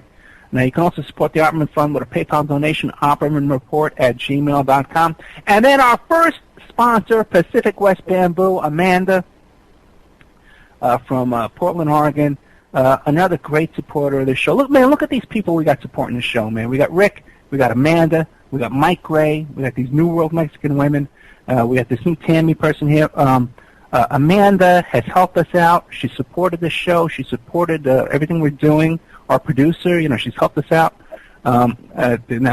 She has this bamboo flooring company and bamboo importing business up there in Portland, Oregon. They've been in business for over 10 years, servicing the Northwest, but they can and do ship nationwide. Her number is 503-839-8126, and she's got this new deal going on now. Check's in the mail, Ed. Annie's going to send you $10 just for saying that. Okay, good. I love Annie. Okay? And for putting up with you, man, she should keep the $10. Okay, but Pacific West Bamboo, they're getting in a whole new line of bamboo flooring, veneers, laminates made from Guadawa bamboo, the world's strongest bamboos, grown and produced and manufactured in Central America, used only economically and environmentally friendly practices and standards. Okay, now we're going to be taking phone calls and Skypes to come in. Because we got so many people with so many questions for these guys, and we got good old Joshua hanging out there. Oh, my God. So you can Skype in at ed.opperman and ask some questions to my man, Joe DiToma, author of the book, The Cult of the Black Sun, or my man, Cisco Streetlove, who's the author of Yesterday's Shame, the Atlanta Child Killings, the Atlanta Child Murders, Cisco? Oh, yeah, either one is sufficient. Mm-hmm. Yeah, because thank you, sir. Nah, man. Listen, I love you guys both, man, and this is quality information coming out. Now you can call in at 702-605-4894, and you can ask some questions of my guest, or you can Skype in at ed.opperman, Opperman, and ask questions of the guys here. And I'd like to ask Cisco a question. Yeah, go ahead, man. I'll take the night off. Go ahead. Okay. I love you, man. Cisco, you'll probably know, but because I don't know much about the Atlanta murders, but I read places that their Process Church had a headquarters in Atlanta. Is that true? Yeah, I believe the Process Church did. That's what I was going to say earlier. Roy Ennis came down because Shirley McGill, she contacted him. Shirley McGill is a big part of the case. She basically elaborated to the FBI how they were doing a number of sacrifices and rituals in the city. There's a lot about Atlanta that is esoteric and prone to witchcraft. It's on a high altitude. Right. And you have a lot of youths here, so it's very easy to manipulate and murder people, and as it was back then. And one of the things that she said was, they were selling drugs, doing rituals like the Process Church, and they basically covered up the details of the Atlanta child murders. Why? Because one reason is they did not want to offend the gay population that is here. Okay. Atlanta, for those who don't know, and it's a running joke, that there is a very big gay population. Yeah, we were talking about that the last time you were on. Yes, sir. Oh, does William Ramsey want to be dragged in? Let me know. Okay, I'll pull him in. Oh, Josh Brookshire's calling in. Okay, let's take Josh. Josh has all this information about Mr. Brookshire. Oh, hey, man. I didn't want to step on anyone's thing. I had it on mute initially. Hey, Ed, thank you for taking my call, brother. No, what cool. You got some first-hand information. Tell us about report to us what's going on in North Carolina there. Okay, I don't want to, take over your show or anything like that. Also definitely got some other information pertaining to the subject of the show. All right, basically, I just wanted to correct you, man, so no one thinks I'm a total reprobate. I do not know this guy. I've never met him or anything. My little brother actually served this guy a hot dog at his work 3 weeks ago. But either way, last Sunday... Oh, wait, Josh, I never said you were a total reprobate, but you cannot deny being a reprobate. Well, yeah. You know me, man. I'm just a good old, like, punk rocker. I'm just a good old North Carolina boy. But anyway, last Sunday, cops executed a search warrant at the house of this guy. His name's Pazuzu. And basically they found 2 bodies buried in his backyard in shallow graves, right? And the thing is, like, I moved up to this town. I used to live in Greenville, North Carolina, because I went to ECU. And when I moved up here, people were like, oh, yeah, there's a Satanist guy. You know, he kills animals. I was like, what? What are you talking about? Like, I want to beat this dude, you know, hind end. Or there's a word I would use, so I'll wait it. Either way, like, so there were rumors, right? And, like, this guy was an urban legend, like I was telling you. And my old neighbor told me that this guy basically took this legally blind man out to the Yadkin River and shot him in the back of his head, and like took some drugs off of him, and he got off on an insanity plea and was serving probation when he was arrested. Him and his wife, who got married in like a pagan Wiccan ceremony, apparently killed these 2 individuals in between the summer and fall of 2009. So those bodies have been there for 5 years. They've only been able to positively identify the gender of one of the skeletons as a male. According to local conjecture, it might be a guy whose name is Tommy, I want to say Metchison or something like that. It's M at that. I can't remember. This is just hearsay from people in the area. He disappeared behind a Kangaroo gas station right across the street from where I work. The lead detective came in and ate at the restaurant where I'm the kitchen manager, and one of the servers was talking to him, and he said that definitely one of the bodies is a local person from Clemens, the little suburb of Winston-Salem where I live, and that they haven't seen like this in a long time. Well, now, what's the deal, Josh, with these tattoos on this guy's face? Oh, I think we just lost Josh. Yeah, we did. Okay. Well, you guys familiar with the story? I heard about. Yeah, well, you're both on the air, so either one. Go ahead. Oh, okay. I only know from what Josh posted, but I haven't delved into it now. I heard about it. It was, you know, people joked about his tattoos on his face and stuff. Yeah. You've had a lot of macabre murders in the Carolinas for some decades now, especially North Carolina.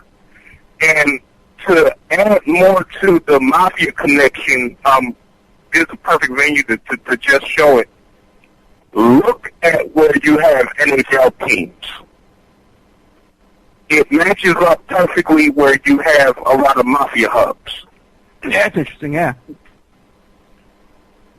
And, you know, it's one of those things where a lot of these people, they're into trafficking between the border, between Canada and the United States, contraband, you know, during the Prohibition era, and it hasn't changed since then. North Carolina has been a hub for a lot of this activity. As a matter of fact, Michael Beavis, he has ties in North Carolina. There's a big, huge Southern syndicate, a wing of this whole empire that has flourished for decades, and there are a lot of people who are missing and murdered because of these monsters. Well, then, what do you guys think about this Jeffrey McDonald thing? He didn't do it. What do you think, Joe? I find it hard to believe that he did it, but, you know, they threw around that Green Beret thing with him, you know, because back, you know, remember, this was during the Vietnam War. Yeah. And everybody was labeled a child killer, you know.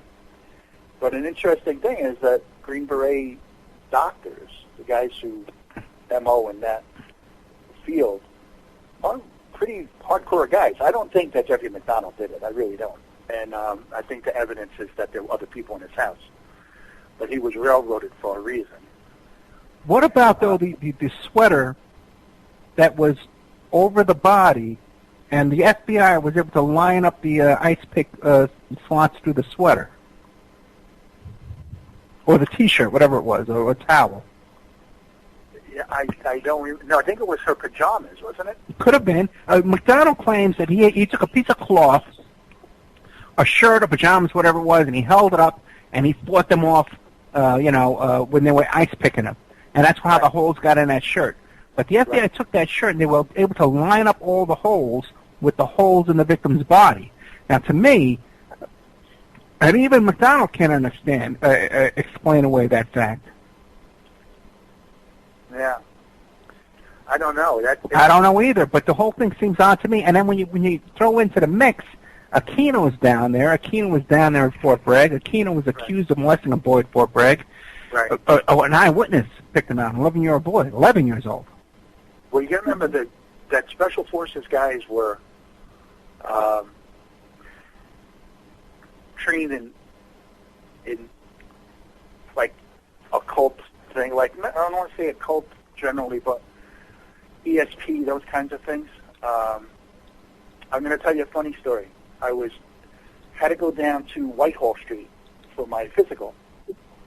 So on the way down there, I got mugged on the subway up in the Bronx. Okay. And I got stabbed in the head. So I was bleeding like crazy. Whitehall Street's like a 2-hour train ride down to Whitehall Street from the Bronx. So I wrapped my shirt around my head, which is, how it is when you cut your head. So I get there, and this Green Beret sergeant sees me walk in. He goes, "What the hell happened here?" I says, "Well, I got mugged on the way down here." He's like, "All right, come with me." He was like glued to my side the whole time. So they stitched me up. The medic stitches me up, and he said, "I'm going to take you to Vietnam." I said, "No, you're not." So we went up.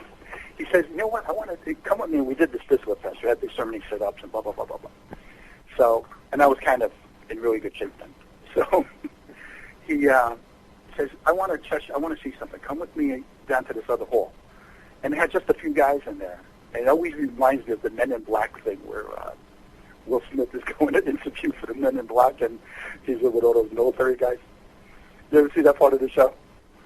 And they're filling out the application. It's just a funny part of that show, Men in Black. So anyway, he takes me down to this room in the back, and they actually do an ESP test with me. Oh, really?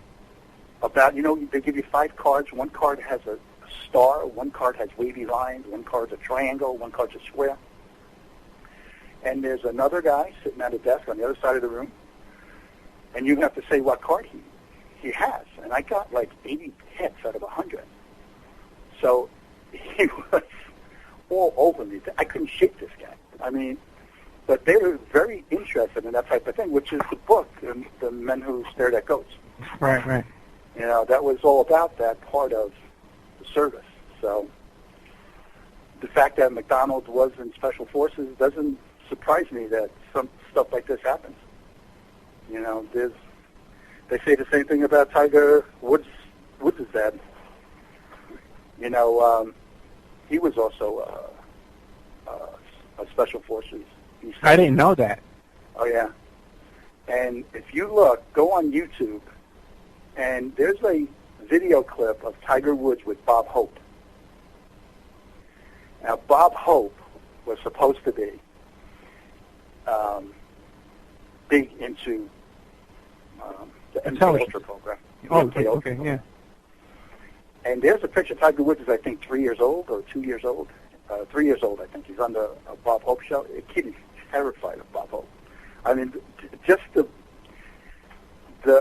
way that Bob Hope hovered over him, and I don't know. These all could be conjecture, but we were talking about Long John Neville, and his wife, Candy Jones, was said to be an MK Ultra victim also. She wrote a book about it, and actually Maury's friends with her, so it would be a good subject to bring up with Maury one day. Yeah. According to Candy Jones, she was a famous pinup model in the 40s. and she went on these USO tours with Bob Hope and met all these intel guys.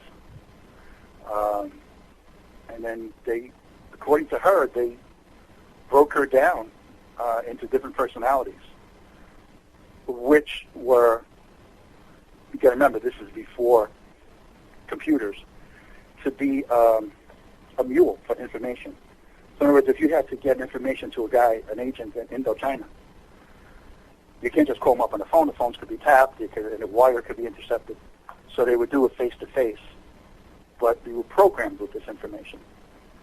And then you would meet this person you had to give the information to. He'd give you a code word, and you would break into your other personality and spill whatever information you had. So this is what Candy Jones said she went through. And there's a funny side thing is that Bob Hope was kind of had been alluded to in those. I don't know that it's true. He also did a lot of good with the USO in Vietnam, especially. But the one thing with Tiger Woods, it's just if you ever get a chance, go Google that on YouTube. Well, you know what? You know, I worked on the Tiger Woods case with the Tiger Woods mistresses. That was my case, right? And I did all that. And I'll tell you some things. You know, the woman Tiger Woods married, that Nordican woman, right. He met her because she worked as a babysitter for another big shot golfer. That's how he met her. Then, you know, one of the Tiger Woods mistresses, you know, was Tiger Woods' babysitter. Did you know that? No. Yeah, that's one. That's one of the public ones. And he met her when she was like 13, 14 years old. Supposedly, he didn't have sex with her until she was an adult. But there were a lot of allegations in that case that were never brought. No one bothered to bring them to the public. Well, you got to look at it. It's interesting because he hit that 27-year age, 30-year age when they say the MK Ultra programming breaks down. Oh, really? Yeah, and you got what's her name, Spears. Right. You got Tiger Woods blew out. Amanda Bynes. Katy Perry. Right. All these people, they call it the 27 Club. Well, so many people that die at 27 or commit suicide. But what the theory being is that the programming is good up until about 30 years. That's why they kind of said they were starting to abandon it. Is they couldn't hold that programming for life. Something in the aging process, when they got into their early 30s, late 20s, the programming would break down. And Tiger Woods has never been the same. Yeah, that's for sure. He was a robot. That guy couldn't be beat, you know. He could put with his eyes closed and get it done, you know. So all of a sudden his programming broke down. You know, Britney Spears, but that whole group of people, once the programming breaks down, then they're almost useless to the cabal. What's her name, the famous singer who died, they say, in a sacrificial, Whitney Houston. Yeah, right. You know, I was in L.A. that night when that happened, and I never saw anything like it in my life. There was there were fights going on in the street, drunken people, women, and all these girls in these mini dresses and high heels. I never saw. I mean, I owned a nightclub in Manhattan. I'm from Vegas. I never saw anything like I saw that night. When the cult practices are taking place, it charges the air. It just electrifies the air. Yeah. Well, what do you think about these ceremonies that they do? You see these ceremonies at the Super Bowl and the Emmy Awards and the Grammy Awards. You know. That's what they are. They're just they're rituals. Ceremonies. Yeah. They're made to enhance programming, and it seems to be working. There's an awful lot of people asleep. You know. Two movies that you may want to look at. One is a definite comedy, but they touch on that. And if you look at the film, the screenplays, there's a reason why they have elements of what they have. One is Stewardess School, and the other one is The Long Kiss Goodnight. The latter, that's clearly based off of Candy Jones. Oh, really? The Gina Davis character. Yeah, we got to take a look at that. And the other one is Stewardess School? Yeah. And what does that have? Oh, there's an element of mind control from a certain character to one of the potential stewardesses, and if you read between the lines, a lot of people in Hollywood, they jokingly tell on themselves. Right.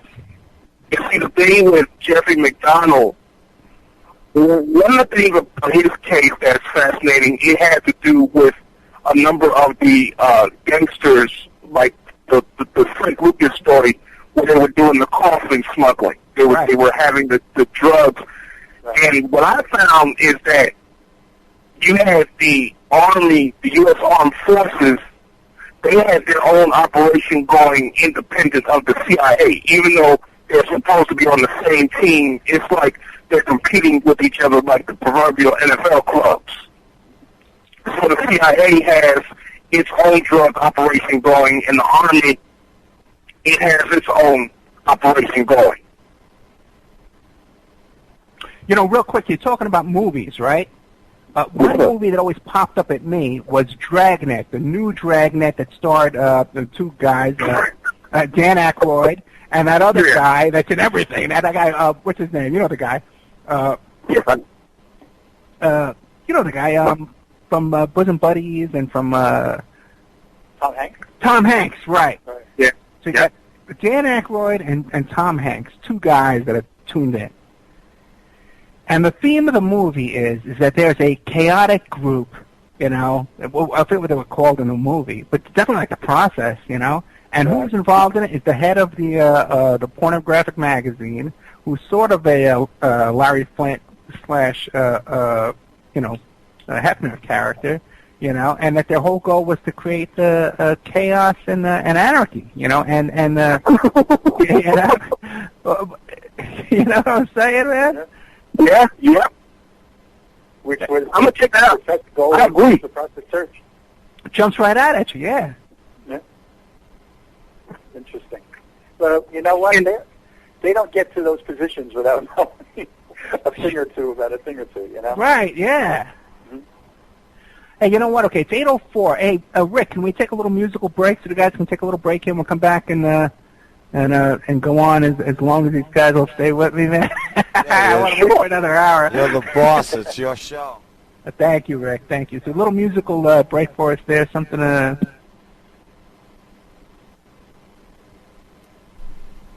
All right, welcome back to the Opperman Report After Show, brought to you by Audible.com. Go to audibletrial.com, get yourself a /Opperman Report, get yourself a free audio book.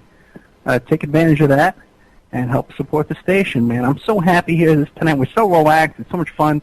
It's my first live show on Shake and Wake Radio with Rick and Annie here. And we got two guys, man, that I love and respect. Joe DiToma, the author of Cult of the Black Sun, and Cisco Streetlove, Yesterday's Shame, The Atlanta Child Murders. Two cool guys, man, that got, man, like PhDs in something that I think we all need to learn about and figure out what's going on, because I think that if there's one enemy of our soul, there's one enemy of our freedom, there's one enemy of our liberty, it's tied into this bunch that we're talking about here tonight. So, guys, thank you for coming on here tonight, the first live show on Shake and Wake Radio. What do you guys, one of the things I'm working on is a show about Andrew Crispo and that case in New York where he got away with it. And what do you guys know about that? Well, like I said, that happened in Rockland County here. Yeah.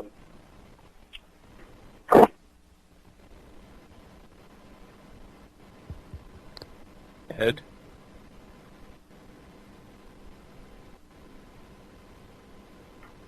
Hello?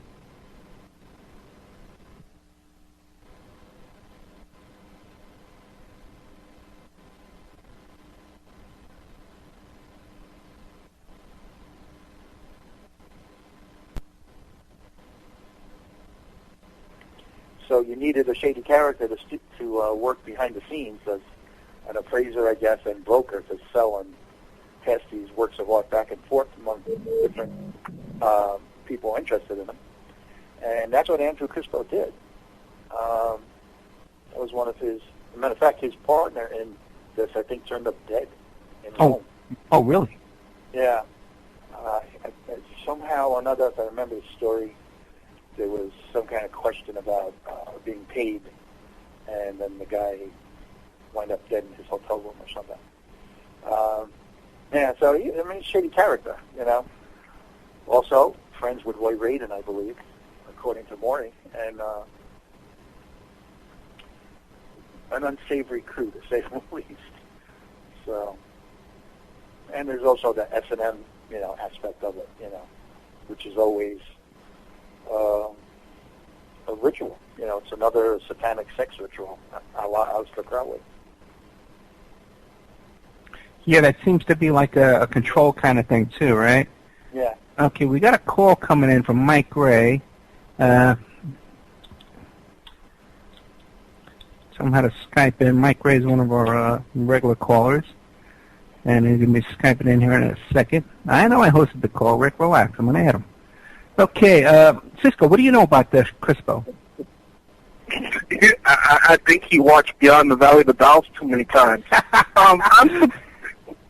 I'm surprised that he got off. I read about that case over the past couple of years, and I'm speechless. You know, these people, it's like when I was doing my own research, it's people in law enforcement that are helping them. Right. And that is the biggest problem. So to me, at this stage in the game, these people are out for control, and they basically cause a problem, and then they provide the solution. And they're not satisfied until someone gets hurt in the process. So, I mean, I find it still hard to believe to this day that he got off and that he's still, you know, walking around. Yeah. He's got to know where a lot of bodies are buried, you know? Hey, you know what? You're talking about how the cops are involved, okay? One thing I stumbled on when I was researching Roy Radin for my interview with Steve Wick was that how elaborate the whole Fraternal Order of Police scam with the Roy Radin traveling vaudeville show was. Now, how they made their money, they didn't care who showed up at those shows, okay? Because what they would do is they had guys who ran a phone bank from that castle on Long Island, and they would call up ahead and say, hey, we're from the Fraternal Order of Police, we're doing a benefit, we want you to buy 10 tickets to our show, okay? Now, if they bought the tickets, fine, great, they sold the tickets. If they didn't sell the tickets, what they would do is they would send over Sherman Hemsley or, or Mickey Rooney. Yeah. And they would show up at the restaurant or the place, and they'd say, hey, we're here with your tickets. You order these tickets here. You want them? I'll take my picture with you, And sometimes they would go along with that, and they'd buy the tickets. If they didn't buy the tickets, okay, then they had the second group that would go over and smash their windows and stuff like that, and then the next time they would show up at that town, they'd say, hey, you should have bought the tickets. And that's how that whole operation was making money. It had nothing to do with the shows. It was a protection racket. But the fact that you do not hear about Andrew Crispo's case, because let's be honest, it was a huge case. That should be covered on like Court TV, Investigation Discovery, and Roy Radin's case. These are high-profile murder cases. Yeah. And the fact that you do not see them get the attention that they deserve, that shows you that there's a cover-up within authority. Well, like the thing I was talking about before with Tiger Woods, you're right. Stuff that starts out in the morning, this is going to be a big story. Oh, we can sell this to TMZ. This is going to be huge. By the end of the night, oh, no, we're not going to talk about that. It's over. We don't want to talk about it. Yeah. Recently, I was talking to a guy who was involved in but the thing is that he was involved in something, some of the names we're talking about today, and he told me that he got phone calls from these guys on that level, and they intimidated him and they silenced him. Huh. Yeah, no, it's hard to talk about without giving up what I know. Hey, so we got Michael Gray here. Mike, you got any questions? Oh, hi, Ed. I'm just listening to the show. Yeah, do you remember, speaking of being read the Riot Act, Glenn Beck went on Fox News early in the morning, that Fox and Friends show? Sure. And he did a piece on FEMA camps. He was saying how he was going to expose FEMA camps and how it was going to, all about FEMA camps. And he was going to, his, 5 o'clock or 6 o'clock show? Yeah. Was going to be the whole thing was going to be about FEMA camps, and he was going to expose We surround you. We surround you. I remember that. What a crock. Yeah. and then they had Chuck Norris on. They gave him about 12 seconds to talk. Right. But then what happened is, at 5 o'clock or 6 o'clock, when the show came on, he goes, I don't believe in FEMA camps. He must have been read the Riot Act. Oh, yeah. Well, Alex Jones just came out saying that Beck is working for Obama. Well, yeah, he said that there's 2 people in that organization, the Blaze, yeah, where they're CFR, and he even named the names. He said, we've got your, butt. And because they're right on the website, and they even talk about their background. They're New World Order. Well, So Jones would know. Well, come on now. Yeah? Come on, what? Yeah, I mean, a lot of people say he's COINTELPRO or whatever. I don't know. I mean, well, he got Charlie Sheen on there, right? Charlie Sheen gets away with whatever he wants to get away with, okay? And the kind of things that we're all talking about tonight, okay? Charlie Sheen gets away with all of that stuff. So if Charlie Sheen was a truther, a whistleblower, fighting against the system, going on Alex Jones, they could shut him down in 24 hours. Well, he only had him on the show a few times to talk about 9/11, and okay, one time. Yeah, one or 2 times. But even if it was one time, they could shut him down overnight if they wanted to. Yeah. And Charlie Sheen, man, was convicted of pulling a knife on Brooke Mueller. I think it was on Thanksgiving evening. When he was on probation for something else. Don't even go there. If Don't that was even you go or me, there. I've been nice. If that was you or me, we'd all be in jail. Yeah, and he shot one of his girlfriends. Well, no. It was one of his girlfriends was shot in the butt. Okay, he claims he dropped his gun and it went off accidentally and shot her butt. Okay, but if one of us are in the room and our girlfriend gets shot in the butt, you're on the way to jail. Okay. So modern day guns, that's impossible. Did you know that? No kidding. You think so? Because they've got a safety mechanism in where the hammer is. Well, even flintlock guns, man, powder guns from the 1800s. You couldn't drop them and you're going to shoot your wife in the butt, man. That's pretty good luck, But you think about there's a aspect called controlled opposition. Exactly. So if 911 is something they don't want people questioning, they've got 2 choices. Argue with everybody that comes up with an argument about it, or let someone who can be so compromised, like Charlie Sheen, and let him come out and say, I believe the government's fine. Now the government's right by default. Because people are going to look at Charlie Sheen and say, yeah, but the guy, isn't he a drug guy, and isn't he crazy? And, Yeah, the but government has now won that argument by default because they allowed someone who they could easily compromise or has already been compromised. Usually But you got to admit, Phil Spector has some really cool hair, doesn't he? Hey, did you guys see that thing on C-SPAN where the whole hour people were just calling in nonstop? Yeah. Saying, what about 9/11? I mean, it's all on YouTube, and it's just amazing, nonstop. I don't know who did that, but there was a bunch of people that called in and were just saying, what about Building 7? And, it was just crazy. So it went on at the 9/11 hearings. People were disrupting the hearings and stuff like that. Yeah, exactly. I think like 60% of the cops and it's not going to go away. It's not going to go away. 9/11 was an inside job. Will never go away. We got a question from the chat room for Joe DiToma. What is going on in Long Island, Joe? With all the paranormal activity you have, Montauk, Amityville Horror, Brookhaven National Labs, Plum Island, Dentistry Office fronting for mind control torture, a lot of movie stars from there, etc., etc. Yeah, who's from there is Lindsay Lohan, by the way. Right. Wow. Yeah, well, actually, I think the whole northeast area by us, this whole area, like from Long Island up through Connecticut into this part of Westchester and Rockland. Look at everything that's going on. This is where the process chose to have their, meetings. Their Son of Sam. You've got Greenwich, Connecticut, which is where the process also had not the process. The process, yeah, they had a church around there in northern Westchester near Greenwich. Because you got to remember, these places are right next to each other. Right. Greenwich, Connecticut is right next to Salem, North Salem, which is northern Westchester. By the way, that's where Salem, Massachusetts is where Damien Eccles moved to.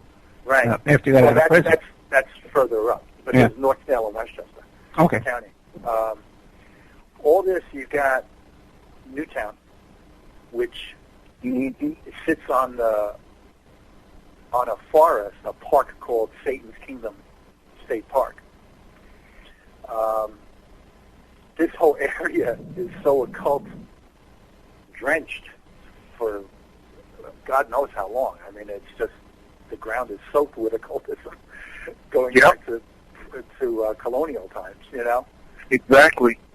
There's a lot of stuff going on here in this part of the New York, Connecticut, Long Island area that's been going on before, I think, dating back to Indians. I think a lot of, Native Americans. The Iroquois, I'm part Mohawk, and the atrocities that the Iroquois and the Mohawks did to each other and to the French settlers, and I mean, there's a lot of nasty stuff that has gone on here, a lot of blood-soaked ground. So I think it's this whole area is compromised, truthfully. Interesting, that's where they would put the United Nations, too. Yeah, and what's the address of the United Nations? 666 United Nations Plaza. Get the hell out of here. I didn't know that. Yeah, that was the original. I think they now have changed the address, but the address of the United Nations was 666 United Nations Plaza. There also is the Lucius Fund, the Lucius Trust, which was the Lucifer Trust. We play documentaries that say that all the time, caller. We do a documentary by Walter Weiss where he explains the whole Madame Blavatsky, Alice Bailey, the whole 9 yards about that. It was officially Lucifer's Trust, the publishing company, then the Lucius Trust, then the League of Nations, then they created the United Nations. But you're like totally spot on, and that it's all Luciferian. And the United Nations. If you go into the United Nations and take the tour, there's a room for meditation. Oh, really? Yeah, and it's a bare wall room with a table in the middle, and I think pyramids on the wall, if I remember correctly. Well, that was all donated by the Lucifer Trust. Did you also know what the address was where the bomb went off in Boston? 666 Boylston Street. Right. Right. Yeah, How come it was right in front of a... Yeah, it was in front of a Masonic temple, too. Yeah. Yeah, that's how they perform these rituals, out in the open, so they can say, we warned you. Yeah. We put 666 on the building, Yeah. But this whole area here is just saturated with occultism. I mean, Madame Blavatsky introduced to America yoga here, right in the area of North Salem, Greenwich, Connecticut, where Newtown, Connecticut is now. Matter of fact, one of the first yogi instructors was a guy named Yogananda. And Adam Lanza lived on Yogananda Street. Really? Connecticut. Yeah. It's, like I said, Newtown, this is a funny thing. When it first happened, my brother lives near Newtown in Mayapack, New York. And when it happened, I said, Newtown, I know that name. And then I realized I was a Boy Scout leader for 20 years. And we tried to go camping there once, and in Satan's Kingdom State Park. And I had to call the headquarters of Satan Kingdom to make the reservations, and it was in Newtown, Connecticut. The next day after this happened, I rang that bell, and I said, wait a minute, I put it on my Facebook page. The headquarters, the headquarters of Satan's Kingdom is in Newtown, Connecticut. By the way, the Church of Satan in San Francisco has a headquarters in Newtown, Connecticut. There's a Church of Satan there. Yeah, it's a nest. That whole town is a nest. Right. So the next day on Facebook, someone questioned me about it. Jack Doubleday, a friend of mine here on Facebook, who's also an author. He goes, Joe, I was putting that together too. Can you find the page? I went back. They changed it the next day, and they put it in Fairfield, Connecticut, which is on the other end of the park. It was the other entrance to the park. But it's very interesting. Someone if they don't when you start to put two and two together, they get ahead of you. They don't. Hey, Cisco, what do you think about that stuff, about these false flags and these school shootings and stuff like that? What do you think? You think this is crisis actors? You think it's real sacrifice? What do you think is going on there? I think it's sacrifice, and to be honest with you, that's a question that I've had because with Connecticut, that always comes up. I swear to God. Of course, the Bush family comes from Connecticut. Right. When Michael Davis was arrested, he gave himself up in Connecticut. When Larry Marshall, he was one of the suspects in the Atlanta child murders, he gave himself up. He was arrested in Hartford. So that is a major hub for these forces. Right. Also, J.D. Salinger wrote the book Catcher in the Rye in Greenwich, Connecticut. When he lived there. Have you guys heard anything? I had a guest who told me about Sandy Hook, and they said, look up the Port Arthur Massacre, Australia. And what Sandy Hook was supposedly a carbon copy of that false flag. Have you ever heard of the Port Arthur Massacre in Australia? Go ahead, talk about that. That was the incident that they used to take guns away from people in Australia. Oh, really?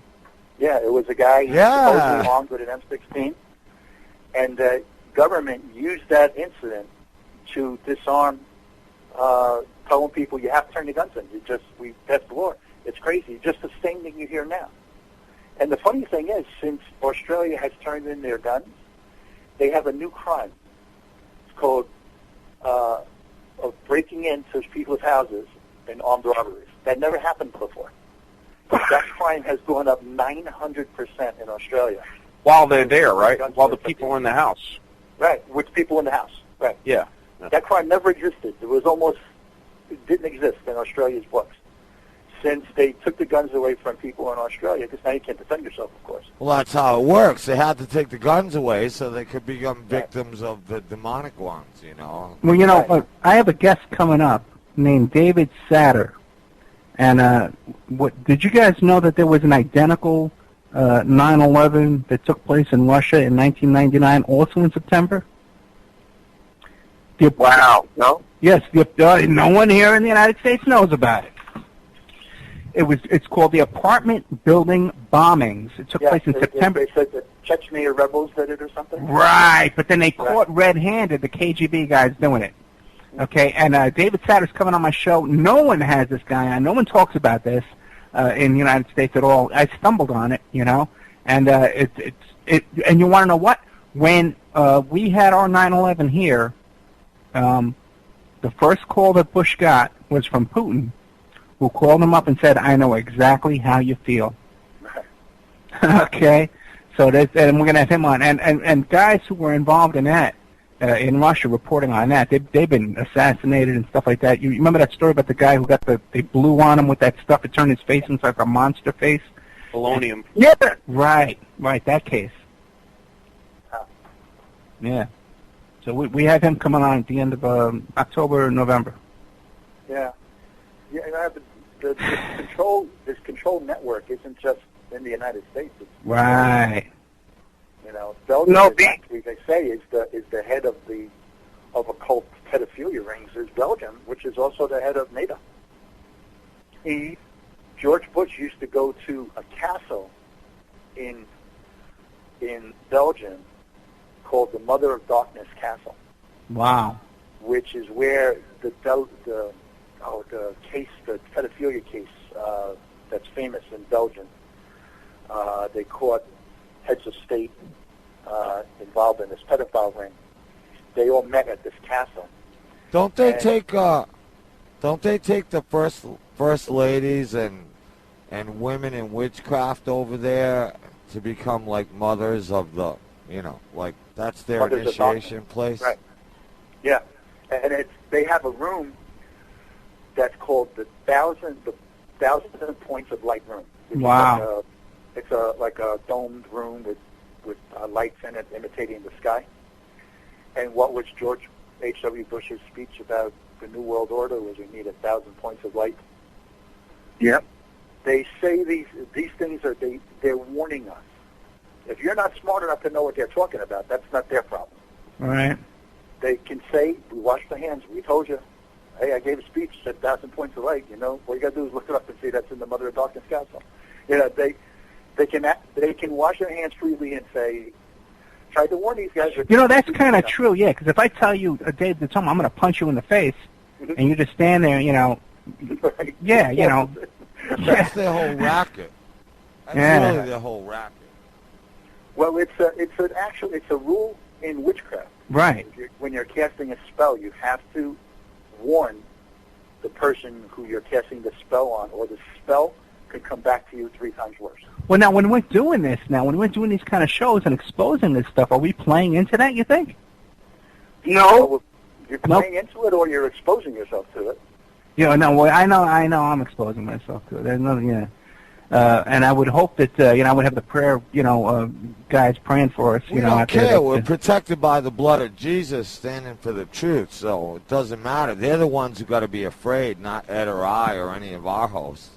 Well, Cisco, what do you think? Do you think we're playing into this, or? No, I don't. I'm going to tell you, from my own research, I look at it like this. These people have hampered technology. A lot of the things that we live with now, we should have grown up with 40 years ago. Right. These individuals are not particularly patriotic. And when they talk about globalization, it was basically a nice way of saying we're going to legitimize our illegitimate international syndicates. And that's what you have. And these people, they're basically all about power. And they use all kinds of, forms of terrorism to panic the public. And, you have to ask yourself, what's the end purpose? And it all serves to enrich their coffers at the expense and even the extinction of the innocent.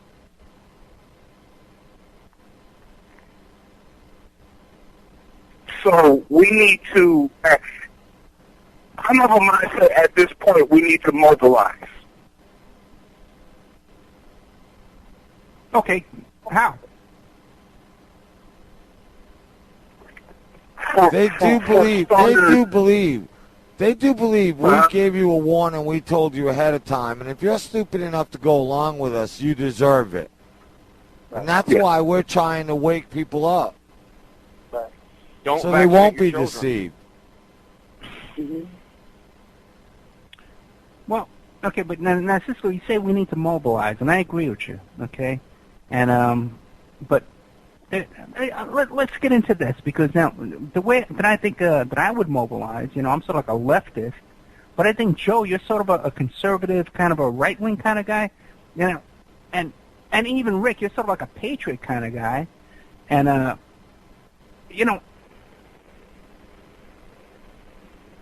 You've said this, and I'll say it again, and I don't care if somebody says or thinks it's terroristic. They have already killed innocent people at Waco. People they were asking to come out of a building that then they set on fire, and when they came out, they shot them with machine guns. They blew up Oklahoma in a daycare center.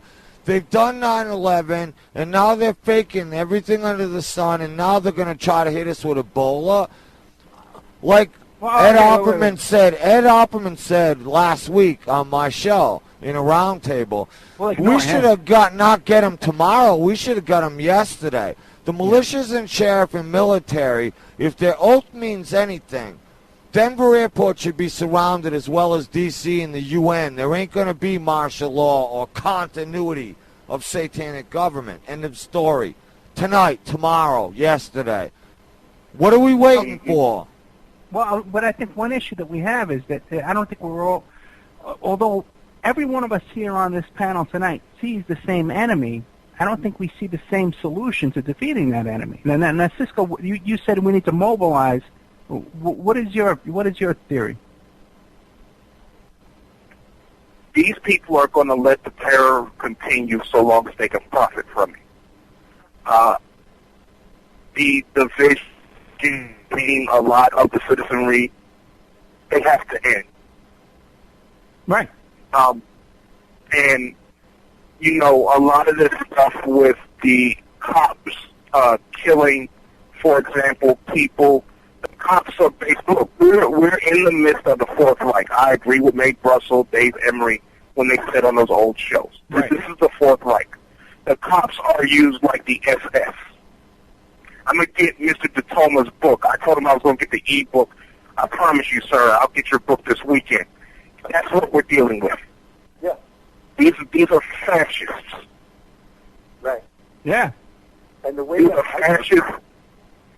The way to fight them, all these words like fascist and communist is Satanism, but anyways. Rick, hold on. Joe, how do you think we should fight? I think you got to start with knowledge. Because if we try to physically mobilize against the government, physically, and we can do it. I mean, you got to remember that there's 600,000 hunting licenses in Wisconsin alone.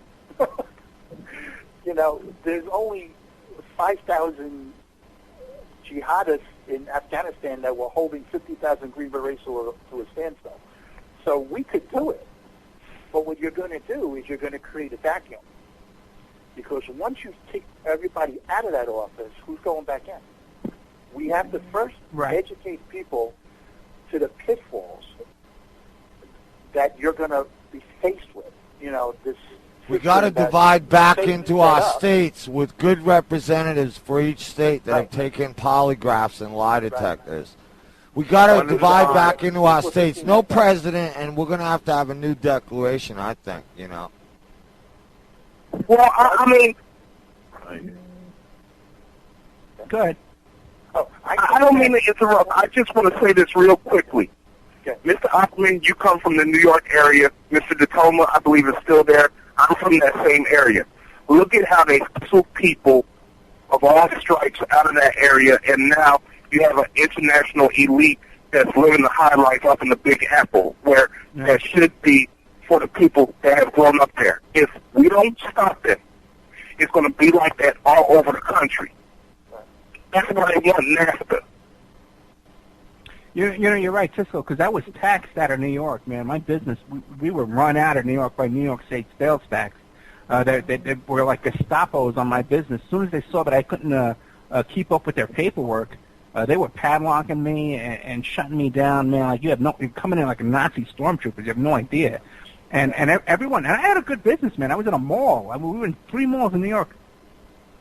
And other guys, like even like the guy who had the pretzel store in the mall, you know, he says, "Yeah, man, I know that same guy you were talking about. They did the same thing to us, you know, because they challenge you. And if you can't hire the army of lawyers and accountants to fight them back, you know, they come and padlock you."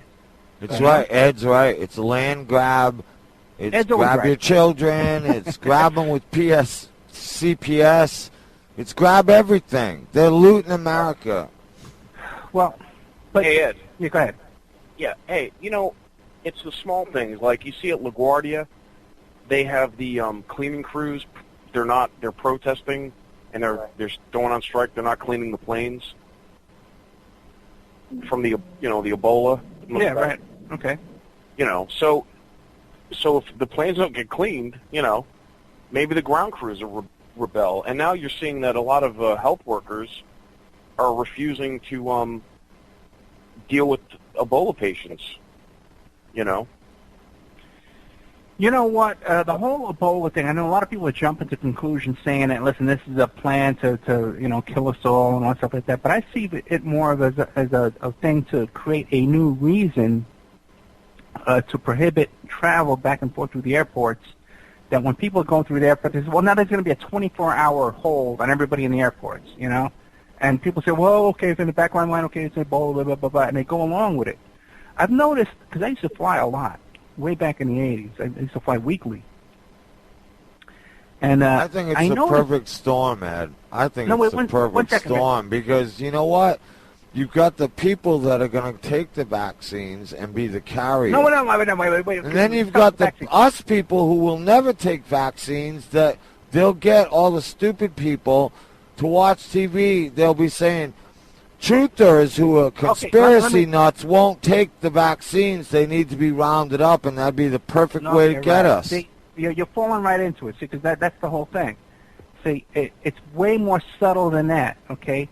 Now, the guys, the guys like you, okay, they're saying this is a genocide program, or Ebola. They're letting Ebola into the country for genocide, and you got to take vaccines, and it's all planned, and the contrails are all genocide.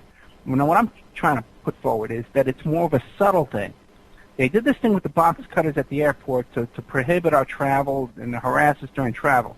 I can remember in the old days, back in the 80s, at every airport I traveled through, there was massive construction going on all the time. And I says, wow, this is crazy. They can design airports where you don't have construction going. You have to drive around in circles for 20 minutes before you can drop your bags off. This is crazy. This is done to prohibit us from wanting to travel, from free travel.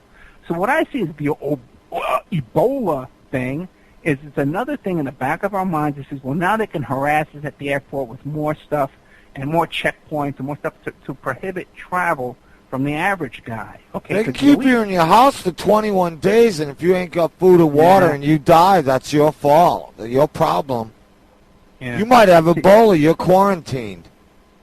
Yeah, see, you're going to that extreme that I'm trying to tell you, but I don't think it's... No, that really happened to people already in Texas. 21 days, they can lock you down. You can't come out. Suppose you don't got 21 days worth of food and water in your house. I guess you're screwed, right? I think it's enforcing on. I'm going to say this, and I'll shut up. I know everyone has, Yeah. Look, I don't mean to sound... These are Judeo-Christian Catholic elitists. They're in the same sort of stock. It's not fair to everyone on the earth. And these people are commoditizing life. Yeah. And if we don't stop them, it's going to get worse. It's the same Ayn Randyism. Wait. Are you talking about the higher? Wait. No, I just want to ask the caller something, because this is on my network. Yeah. All right, you just stepped into a big quagmire. Are you talking about the real believers like Ed or me or any of my hosts who believe in the Messiah is Yeshua HaMashiach, like the rabbis? No. Oh, okay, you're talking about the religious system. Oh, okay, good. Yeah, we're on the same I'm not side. talking. No, you don't know. You don't understand what I'm saying. For the past couple of millenniums, there's a group of humanity that is utilizing religion. They're utilizing all sorts of shenanigans to get the bulk of the spoils and make everyone disposable. And you have to stop that doctrine. Not a country. It's Satan is hiding amongst all these countries. There are secret society people and police and all judges, politics, media, and they go to these parties like you see in that movie, Eyes Wide Shut. And they are the secret rulers of the world. And they have literally took their time to put all their people in the right places and the military to where if they want, they can just launch nuclear war when they're ready and go underground or whatever they want. Okay. No, but what I'm saying is, listen, they've been playing a game. At one point, we could have stopped them because we could have made a phone call and organized the revolt. But at this point, we can't send an email or make a phone call because their super demonic computers would catch us before we organized an arrest. Rick, hold on. Because I don't want to go off in that area, okay? And what I'm saying, though, is listen, the time... Okay. Well, if someone was going to organize against them, they'd have to be able to do it in secrecy, and there is none because they are listening to this right now, you know? Right. Right, yeah. So what I want Ed. Yeah. Who owns the station? Rick. So what I want to do is... Okay. No, wait a second. Okay. No. Wait, Ed was wrong there. No, wait, I need to correct you. Rick doesn't own the station. God owns the network. And all the hosts on here are investors in the network. Okay. So what we all work together. It's 8:52. I want to thank all the guests for coming on tonight. Joe DiToma, the author of Cult of the Black Sun, and Cisco Streetlove, the author of Yesterday's Shame, the Atlanta Child Murders. And one of my good friends here, Mike Gray, who's the sponsor of InfinityHomePlans.com. Good old Rick C., who's the owner of, not the owner, who is, but good old God Rick is the owner. Good old Rick. This is your network and mine and everyone who participates. Gotcha. Okay, so everybody, good night. Good night, and it was a great show. Thank you. Yeah, what was that? Thank you. Right. We got another show coming out tomorrow night. We got Metzger. Yeah. Well, you're going to be on the first hour with us tomorrow with Ramsey. No, I'm not. Oh, you're not? Well, you're not going to advertise your next show on our network at a different time. Okay, all right. All right, thanks, Ed. We love you. Good night, everybody. Thanks. Good night.